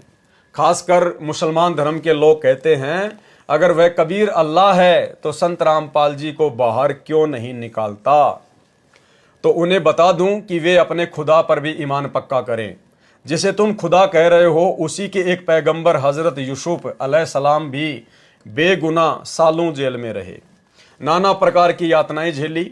हजरत यूसुफ अलैहिस्सलाम का पूरा जीवन दर्दनाक कठिनाइयों से गुजरा, पर क्या वे उस अल्लाह के पैगंबर नहीं थे? जब सभी पर मुसीबतें आई, जब मिस्र में अकाल पड़ गया, तब हजरत यूसुफ अलैहिस्सलाम ने अपने खुदा से मदद तलब करके पूरे मिस्र को अकाल से बचाया। ठीक इसी प्रकार याद रहे 2-3 सालों में इस धरती पर इतना भयंकर अजाब आ जाएगा कि तुम्हें छुपने की जगह भी नहीं मिलेगी। उस अजाब से बंदी छोड़ सतगुरु रामपाल जी भगवान ही बचाएंगे। देखो क्या लिखा जा रहा भाई और बहनों, ठीक इसी प्रकार याद रहे 2-3 सालों में इस धरती पर इतना भयंकर अजाब आएगा। कब? 2-3 सालों में। 2024 चल रही है, 2028 लास्ट युग परिवर्तन का समय है। तो आने वाले 2 से 3 सालों में भाई और बहनों क्या नहीं होगा जिसकी किसी ने कल्पना भी नहीं की होगी, वो भयंकर मंजर आपको इस धरती पर देखने को मिलेगा कि तुम्हें छुपने की जगह भी नहीं मिलेगी। उस अजाब से बंदी छोड़ सतगुरु रामपाल जी भगवान ही बचाएंगे। आने वाला समय बहुत भयानक है, इससे डरो। इस काल समय से जो सबको अपने दांतों तले दबा लेगा। संत रामपाल जी महाराज के अलावा तुम्हारा कोई सहारा नहीं होगा, ना कोई डॉक्टर, ना कोई मंत्री, ना कोई अफसर, कोई भी तुम्हारी मदद करने नहीं आएगा। बंदी छोड़ सतगुरु रामपाल जी महाराज उस बुरे वक्त में अपनी प्यारी आत्माओं की रक्षा करेंगे। अब सतगुरु रामपाल जी भगवान भी अपनी किन प्यारी आत्माओं की रक्षा करेंगे? सबकी रक्षा नहीं करेंगे। देखो उनके शरण में लाखों लोग आ चुके हैं, करोड़ों लोग आ चुके हैं। बरवाला कांड के बाद भी काफ़ी संख्या में लोग उनकी शरण में आ चुके हैं, इन आश्रमों से जुड़ चुके हैं। लेकिन सतगुरु रक्षा किनकी करेगा? जब विशेष परिस्थितियां भगत के सामने पैदा होती हैं पृथ्वी पर, तो किन आत्माओं की मदद होती है? सबकी मदद नहीं होती है। ठीक है, अगर किसी की अपने संस्कार वश मदद हो रही है वो अलग बात है, लेकिन सतगुरु अपनी तरफ से अपना आशीर्वाद देकर किसकी मदद करेगा? यदि उनकी शरण में जो जो व्यक्ति आ गए, लाखों आ गए, तो लाखों की मदद नहीं करता गुरु। सतगुरु केवल उन्हीं आत्माओं की मदद करता है जो विशेष आत्मा होती हैं। विशेष और विशेष आत्मा कौन होती हैं? जो सतगुरु की मर्यादा में रहती हैं, जो उपदेश लेने के बाद भी सतगुरु की मर्यादा नहीं तोड़ती है, सतगुरु के वचन में चलती हैं, सतगुरु के आज्ञाकारी रहते हैं। केवल उन ऐसी विशेष आत्माओं की सतगुरु विशेष परिस्थितियों में रक्षा करता है। गुरुदेव भगवान ने खुद एक सत्संग में इस बात का जिक्र किया कि जैसे महाभारत का युद्ध हो रहा था, सभी लोग मरे, लेकिन परमात्मा ने पांडवों की रक्षा करी, क्योंकि पांडव कभी सतगुरु रामपाल जी परमेश्वर जी की शरण में थे, उनके संस्कार थे, इसलिए परमात्मा ने उनकी रक्षा की। ठीक इसी प्रकार गुरुदेव भगवान ने उदाहरण देकर बताया कि जैसे एक बाप के 4 संतान हैं। अब हैं तो बाप को चारों प्रिय, लेकिन उनमें से एक बच्चा तो बाप की आज्ञा में चलता है और 3 बच्चे बाप की आज्ञा में नहीं चलते। तो जब विशेष परिस्थितियां पैदा होंगी, कोई विशेष समस्या आएगी, तो वो बाप अपने उसी बच्चे की सहायता करेगा जो बच्चा उसकी आज्ञा में चल रहा है। भले वो 3 भी उसी के बच्चे हैं, लेकिन बाप उनकी तरफ ध्यान नहीं देगा। तो ठीक इसी प्रकार सतगुरु की शरण में आने के बाद भी सतगुरु विशेष परिस्थितियों में केवल उन्हीं आत्माओं की, उन्हीं भक्तों की रक्षा करता है जो उनके वचन में चलते हैं, जो उनके आदेश में चलते हैं, जो गुरु को भगवान मान के डर के भक्ति करते हैं। या आश्रमों से जुड़कर राजनीति करने वाले, अपना समय आश्रम बनाने में, स्टेडियम बनाने में, हॉस्पिटल बनाने में बर्बाद करने वाले, गुंडों की सीबीआई जांच का समर्थन करने वाले, आरक्षणों में बैठने वाले, अपने दान का दुरुपयोग कुपात्रों को देकर फिर कभी जाट आरक्षण में देना, कभी गुंडों की सीबीआई जांच में देना, आर्थिक सहयोग करना, ऐसी निकम्मी आत्माओं की, ऐसी मर्यादा तोड़कर भक्ति करने वाले ना समझ आत्माओं की परमात्मा विशेष परिस्थितियों में सहायता नहीं करता। सुनिए स्वयं सतगुरु रामपाल जी परमेश्वर जी के मुख कमल से। महाभारत कितना भयंकर युद्ध हुआ, उसमें पांडवों की रक्षा बनी और सब दुनिया मर गई। ऐसे ही परमात्मा ऐसी आपत्तियों में कबीर परमेश्वर के बच्चों को, कबीर परमेश्वर की जो विशेष आत्माओं को, विशेष कौन सी होती हैं, जैसे वैसे तो हम कबीर जी के सभी बच्चे हैं, सभी उसकी आत्मा है। कीड़ी, हाथी, कुंदर, राजा, रंग, महादेव, ब्रह्मा, विष्णु, महेश और हम। विशेष आत्मा वो हैं जो उनकी आज्ञा का पालन करके उनके अनुसार चल रहे हैं। जैसे एक पिता की 5-6 बेटे हैं और 2 पुत्र उसकी आज्ञा का पालन ना करके बकवाद करते हैं, कि तो चोरी करते हैं, कि तो लठ बजाते हैं, कोई झगड़ा करते हैं, तो वो विशेष आत्मा उसके बच्चे नहीं हैं। आत्मा में दुख तो होता है, लेकिन वो उसकी आज्ञा से बाहर जा करके हैं, तो उन पर विशेष ध्यान ना दे करके पिता उनकी तरफ विशेष ध्यान देता है जो उसकी मर्यादा में चल रहे हैं। और जो दूसरे हैं मर्यादाहीन रहते हैं, उनसे तो पैसे भी छुपा कर रखा करे, कदे रास्ते ये निकाल ना ले जाए। तो ऐसे ही जो परमेश्वर की प्यारी आत्माएं कभी किसी उसके चरणों में रही हैं, उस क्षेत्र में परमात्मा ने अकाल नहीं गिरने दिया है। उस समय को याद करके बुराइयों को त्यागो, कि भाई जब वो 2028 युग परिवर्तन का समय जो स्वयं सतगुरु रामपाल जी परमेश्वर जी ने ज्ञान गंगा पुस्तक में नास्त्रेदमस की भविष्यवाणी में लिख कर छोड़ा हुआ है, उस समय को याद करो कि 2028 से पहले पहले क्या बनेगी, कैसा भयंकर मंजर होगा। यदि सुबह तुम्हें यह पता चल जाए कि आज शाम को तुम्हारी मृत्यु हो जानी है, तो क्या तुम अपना वैसा ही व्यवहार रखोगे जैसा पहले किया करते थे? तुम्हारा सारा व्यवहार बदल जाएगा, सारी क्रियाएं बदल जाएंगी, लड़ाई झगड़ा खत्म हो जाएगा, फिर किसी से ईर्ष्या नहीं रहेगी, फिर तुम्हें ना कोई आकर्षित करेगा और ना ही तुम किसी के आकर्षण का कारण बनना चाहोगे। कबीर साहिब जी ने कहा है, मौत भूल गया बावड़े, अचरज किया कौन, ये तन माटी में मिल जाएगा जो आटे में लौन।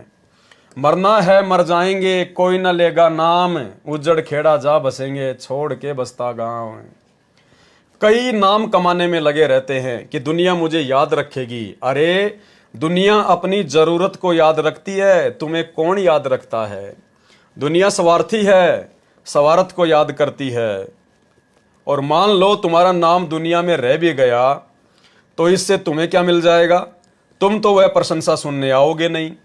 मौत के बाद तुम्हें क्या पता कि तुम्हारी प्रशंसा की गई या तुम्हें जलील किया गया।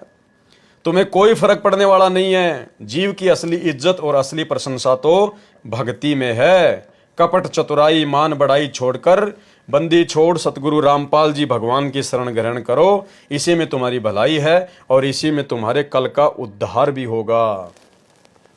भला इस मिट्टी की क्या इज्जत है, क्या शानो शौकत है, ये तो इकट्ठी होती है और बिखर जाती है, जिसे शरीर का नाम दिया गया है। और पूरे जीवन में भी कितनी बार इस शरीर के अंदर रोग लग जाते हैं, ठीक होते हैं, कितनी पीड़ा होती है, दुख तकलीफ, इस मिट्टी को ढोए चले जा रहे हो, नाना प्रकार के रोग लग जाते हैं। हम डॉक्टर के पास जाते हैं, वह हमारे शरीर का इलाज करता है, परंतु क्या कभी सोचा है कि 5 रोग तो हमेशा लगे हुए हैं? काम, क्रोध, लोभ, मोह, अहंकार। दुनिया का कोई भी डॉक्टर इन रोगों का इलाज नहीं कर सकता। इन रोगों का इलाज वही कर सकता है जो कुल का मालिक है। बंदी छोड़ सतगुरु रामपाल जी भगवान वह सर्जन, वह डॉक्टर है जो आपके अंदर से ये 5 विकार निकाल कर फेंक देंगे और तुम्हें हमेशा के लिए सुखी कर देंगे। ये 5 विकार ही दुनिया में नाचते फिरते हैं।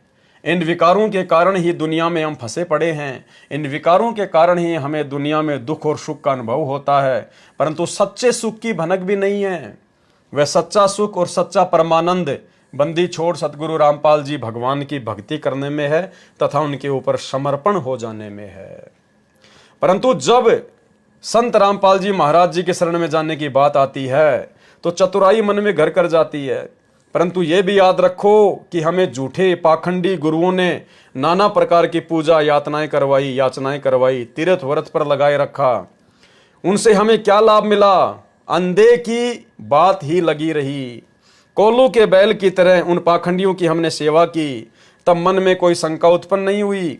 परंतु जब ठीक ठिकाना और सच्चा दरबार मिलता है तो ये जीव मनमानी करने लगता है। बंदी छोड़ सतगुरु रामपाल जी भगवान को हमसे कोई स्वार्थ नहीं है, वे तो परमार्थ के लिए आए हुए हैं। जो भी दान धर्म आश्रम में दिया जाता है वह दान धर्म सारी संगत के ऊपर ही खर्च होता है। भाई और बहनों, ये केवल उस समय की बातें भगत जी ने सोचकर लिखी है जिस समय सतगुरु आश्रम में हैं। और सतगुरुदेव भगवान के आश्रम में रहते सहते आप जी जो भी दान धर्म करते हो, भले ही उसका कोई दुरुपयोग करे या कुछ भी करे, लेकिन आपको उसका फल ही मिलेगा, क्योंकि आपने सतगुरु को निमित्त मानकर सतगुरु के हाथों में दिया है, सतगुरु की देख रेख में दिया है। ना कि वर्तमान समय में जो धर्म को धंधा बनाकर आश्रम खोले गए हैं और गुरुदेव का परिवार भक्तों के दान का आपकी आंखों के सामने कभी राजनीति में, कभी स्टेडियम बनाने में, कभी हॉस्पिटल बनाने में, फालतू में आश्रम बनाने में, गांव वालों के लिए रोडें ठीक करने में, गांव वालों के लिए एम्बुलेंस और बसें चलाने में, जाट आरक्षण में चंदे के रूप में देना, गुंडों की सीबीआई जांच में चंदों के रूप में देना। आज वर्तमान में आपके पैसों का दुरुपयोग ही दुरुपयोग हो रहा है। मुश्किल से 25% सदुपयोग हम कह सकते हैं जो कि ज्ञान प्रचार में, बाकी 75% आज आपके दान का दुरुपयोग ही हो रहा है।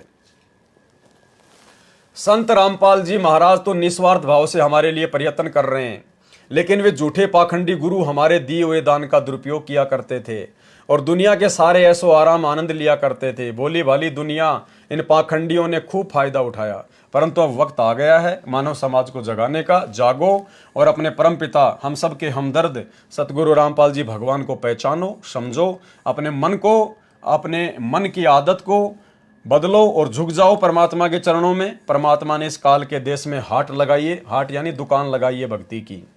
जो भी सच्चा व्यापारी है वह सच्चा सौदा कर लो। बंदी छोड़ सतगुरु रामपाल जी भगवान के शरण में आकर अपने धन को दुगना तिगना चौगुना कर लो। संत रामपाल जी भगवान रूहों के सच्चे व्यापारी हैं और रूह मानी आत्माओं के सच्चे व्यापारी हैं। इनके पास जाकर अपना भक्ति धन बढ़ा लो। कबीर साहिब जी ने कहा है, अरे कोई सौदा कर लो, लगी है धर्म की हाट, यानी भक्ति की दुकान लगी है, धर्म की दुकान लगी है, सच्चा संत धरती पर आया हुआ है, कर लो सच्चा सौदा। सौदा किया था हरिश्चंद्र राजा, घर में रही ना खाट। परमात्मा इसी प्रकार से करता है भगत के साथ में। परमात्मा जब किसी को अपनी शरण में लेता है, जब किसी को भक्ति युक्त करना चाहता है तो बिल्कुल उसको डाउन टू अर्थ कर देता है। तो कहते हैं सौदा किया था हरिश्चंद्र राजा ने, घर में रही ना खाट। सौदा किया था मोर ध्वज ने, दिया पुत्र को काट। सौदा किया था प्रहलाद भगत ने, गए पिता को नाट। अपने पिता हिरण्यकश्यप को मना कर दिया था प्रहलाद ने कि तू भगवान नहीं है, मैं तेरा जाप नहीं कर सकता, मैं तो परमात्मा का जाप करूंगा। होलिका ने गोदी में बैठी ना गाली थी घाट, यानी उसकी बुआ होलिका ने उसको मारने के लिए अपनी गोद में बैठा लिया और ब्रह्मा जी के द्वारा दिए गए वरदान का नाजायज फायदा उठाया, यानी उसने भी कोई कमी नहीं छोड़ी थी, गाली थी ना घाट। सौदा किया था धना भगत ने, बीज दिया था बांट। सौदा किया था दादू पलटू, चढ़े शिखर की बाट। कहे कबीर सुनो बे साधु, संत सौदे की हाट। जो कोई उनकी सरना जावे, धन दुगना हो जात, यानी भक्ति से वो लबालब हो जाएगा। इस दास का उद्देश्य कोई मान सम्मान पाना नहीं है। कौन कह रहे हैं? भगत जी कह रहे हैं, जिन्होंने गुरु महिमा के अंतर्गत ये पुस्तक लिखी है, संदीप भगत जी ने, जो कि हिसार जिले के डोभी गांव से हैं। वो कह रहे हैं कि इस पुस्तक को लिखने के पीछे मेरा मकसद कोई मान सम्मान पाना नहीं है। मेरे सच्चे सतगुरु रामपाल जी भगवान के प्रेम में दास ने यह पुस्तक लिखी है।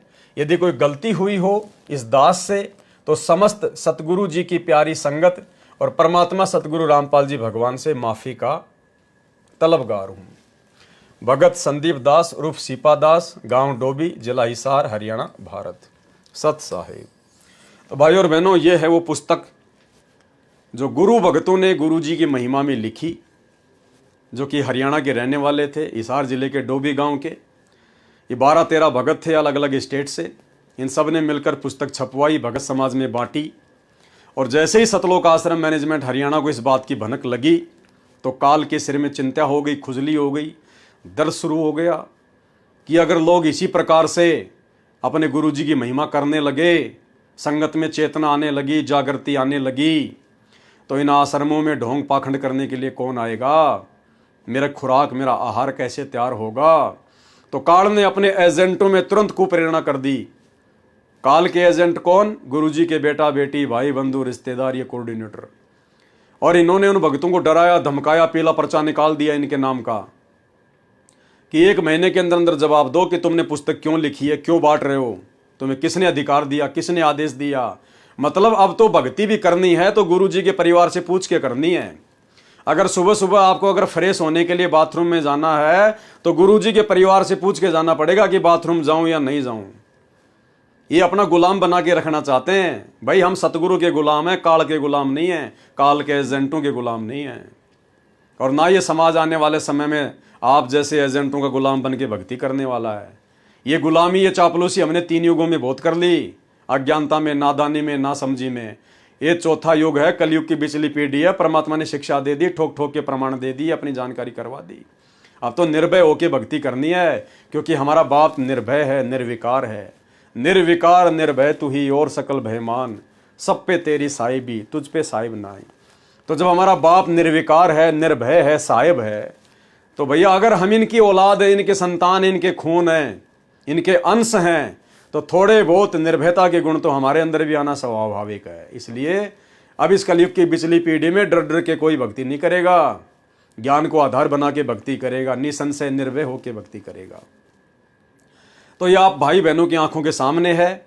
इस पुस्तक के ऊपर 5 वीडियो बना के आपके सामने पेश कर दिए गए हैं।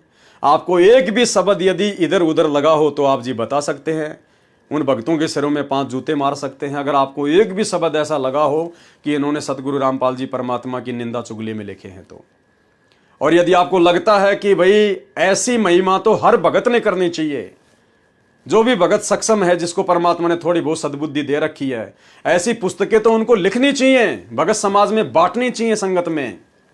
तो भाई और बहनों, फिर आप सब भाई बहनों ने अब समझ जाना चाहिए कि भक्ति कहाँ है और काल प्रेरणा से भक्तों को तोड़ने का काम कहाँ से शुरू किया जा रहा है। तो इन सतलोक आश्रमों पे पूरी तरह से काल बलि का साया है। काल नहीं चाहता कि मेरे पाखंड से, मेरे आडंबर से, मेरे ड्रामेबाजी से, मेरे षड्यंत्र से आत्माएं बाहर निकले और गुरु भगत बनकर गुरु महिमा करते हुए, गुरु जी का गुणगान करते हुए भक्ति करें, अपना जीवन सफल करें। वो नहीं चाहेगा। इसलिए उसने अपने एजेंट गुरु जी के परिवार के रूप में, कोऑर्डिनेटर के रूप में छोड़ रखे हैं, फैला रखे हैं। इन लोगों का काम केवल संगत में ड्रामेबाजी, पाखंड फैलाना, अज्ञान फैलाना, भक्तों की मर्यादा तोड़वाना, भक्तों को गुरु जी के सत्संगों के विरुद्ध कुकर्म करवाना, भक्तों का अनमोल समय और समासों को आश्रम बनाने में, हॉस्पिटल बनाने में, दूसरे उल्टे काम करने में, राजनीति करने में, जगत वालों के साथ मेल मिलाप में केवल बर्बाद ही करवाना है। तो ये सब कुछ आपके सामने है। कल को जब परमात्मा पूछेगा, कबीर साईं मिलेंगे, पूछेंगे कुशलात, भाई उस समय क्या जवाब दोगे? परमात्मा कह देगा, बेटा मैंने कोई कमी नहीं छोड़ी थी। पहली बात तो मैंने अपने सत्संगों में समझाने में कोई कमी नहीं छोड़ी। सत्संग अगर तुम नहीं समझ पा रहे थे तो 8 साल से 7 संगतियां शुरू करवा रखी थी, एक से एक वीडियो बनवा रखे थे, हजारों की संख्या में अलग अलग विषय पर, हर शंका के समाधान पर वीडियो तुम्हारे सामने पेश किए जा रहे थे।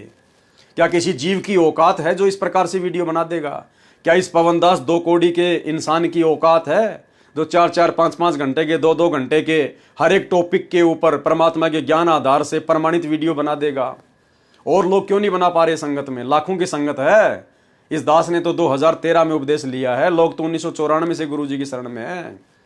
लोग 5 मिनट भी नहीं बोल पाते इस परमात्मा के ज्ञान के ऊपर। 5 मिनट बोलेंगे तो 5 जो है वो गलतियां कर देते हैं। यहाँ परमात्मा 5-5 घंटे की वीडियो बनवा रहे हैं पिछले 8 वर्षों से, और 8-10 हजार वीडियो बना दिए, 1-2 भी नहीं। तो भाई ये सतगुरु की विशेष मेहर है, विशेष दया है। ये सात संगतियां सतगुरु रामपाल जी परमेश्वर जी के विशेष आशीर्वाद से चल रही हैं। शंका की कोई जगह नहीं है समझदार आत्मा के लिए। बाकी परमात्मा हाथ पकड़ के किसी को भक्ति मार्ग पर नहीं चलाता। परमात्मा का काल के साथ एग्रीमेंट है। परमात्मा ने अपना ज्ञान दे दिया, अच्छे बुरे कर्म कुकर्मों की जानकारी दे दी। हम इंसान हैं, अन्य योनियों से भिन्न हमारे पास में विशेष बुद्धि है। अगर हम भी जानवरों जैसी हरकत करेंगे, मूर्खों जैसी हरकत करेंगे, तो परमात्मा फिर कुछ नहीं करेगा। जैसा बोओगे फिर समय आने पर वैसा ही अपना काटोगे। तो भाई और बहनों, किस प्रकार से गुरुद्रोही घोषित किए जाते हैं सतलोक आश्रम मैनेजमेंट हरियाणा के द्वारा, ये आपकी आंखों के सामने है। इसी पुस्तक को लेकर उन बेचारे भक्तों को गुरुद्रोही घोषित कर दिया। आश्रम में नो एंट्री कर दी, सत्संगों में नो एंट्री कर दी। अरे आश्रम में सत्संगों में तो वैसे भी नो एंट्री अच्छी है, क्योंकि गुरु जी की गैर हाजिरी में इन आश्रमों में ना तो कोई सत्संग होता, ना कोई ज्ञान चर्चा होती, ना कोई सत्संगति होती। वहां तो राजनेताओं की चापलूसी होती है या गुरु जी के परिवार की चापलूसी होती है। लोग मनोरंजन के लिए जाते हैं वहां पर। तो आश्रमों में तो हमने वैसे भी नहीं जाना। सत्संग अपने घर पे भगवान ने दे रखे हैं, घर ही हमारा सत्संग है। ज्ञान को आधार बनाओ, घर को आश्रम बनाओ, गुरु को भगवान बनाओ, अपनी भक्ति करो। कलयुग की बिचली पीढ़ी है। यह आश्रम तो परमात्मा वैसे भी समाप्त करके जाएगा। आश्रम प्रथा तो वैसे भी सतगुरु ने समाप्त करके जाना है। घर घर को आश्रम बना के जाएंगे परमात्मा। इस भक्ति में अपने जाने के बाद परमात्मा पाखंड और अज्ञान के लिए कोई जगह नहीं छोड़ के जाएंगे। तो भाई और बहनों, सब कुछ क्लियर है, सब कुछ साफ साफ है। और इस पुस्तक के ऊपर आज हमारा लास्ट वीडियो था। कल रात्रि 9 बजे परमात्मा दया करेंगे तो भक्ति और भगवान पुस्तक के ऊपर हमारा नेक्स्ट वीडियो चलेगा। सभी भाई बहन रात्रि 9 बजे जुड़िए। और तब तक हम गुरुदेव भगवान से इजाज़त लेते हैं, आशीर्वाद प्राप्त करते हैं। बंदी छोड़ सतगुरु रामपाल जी भगवान की जय हो।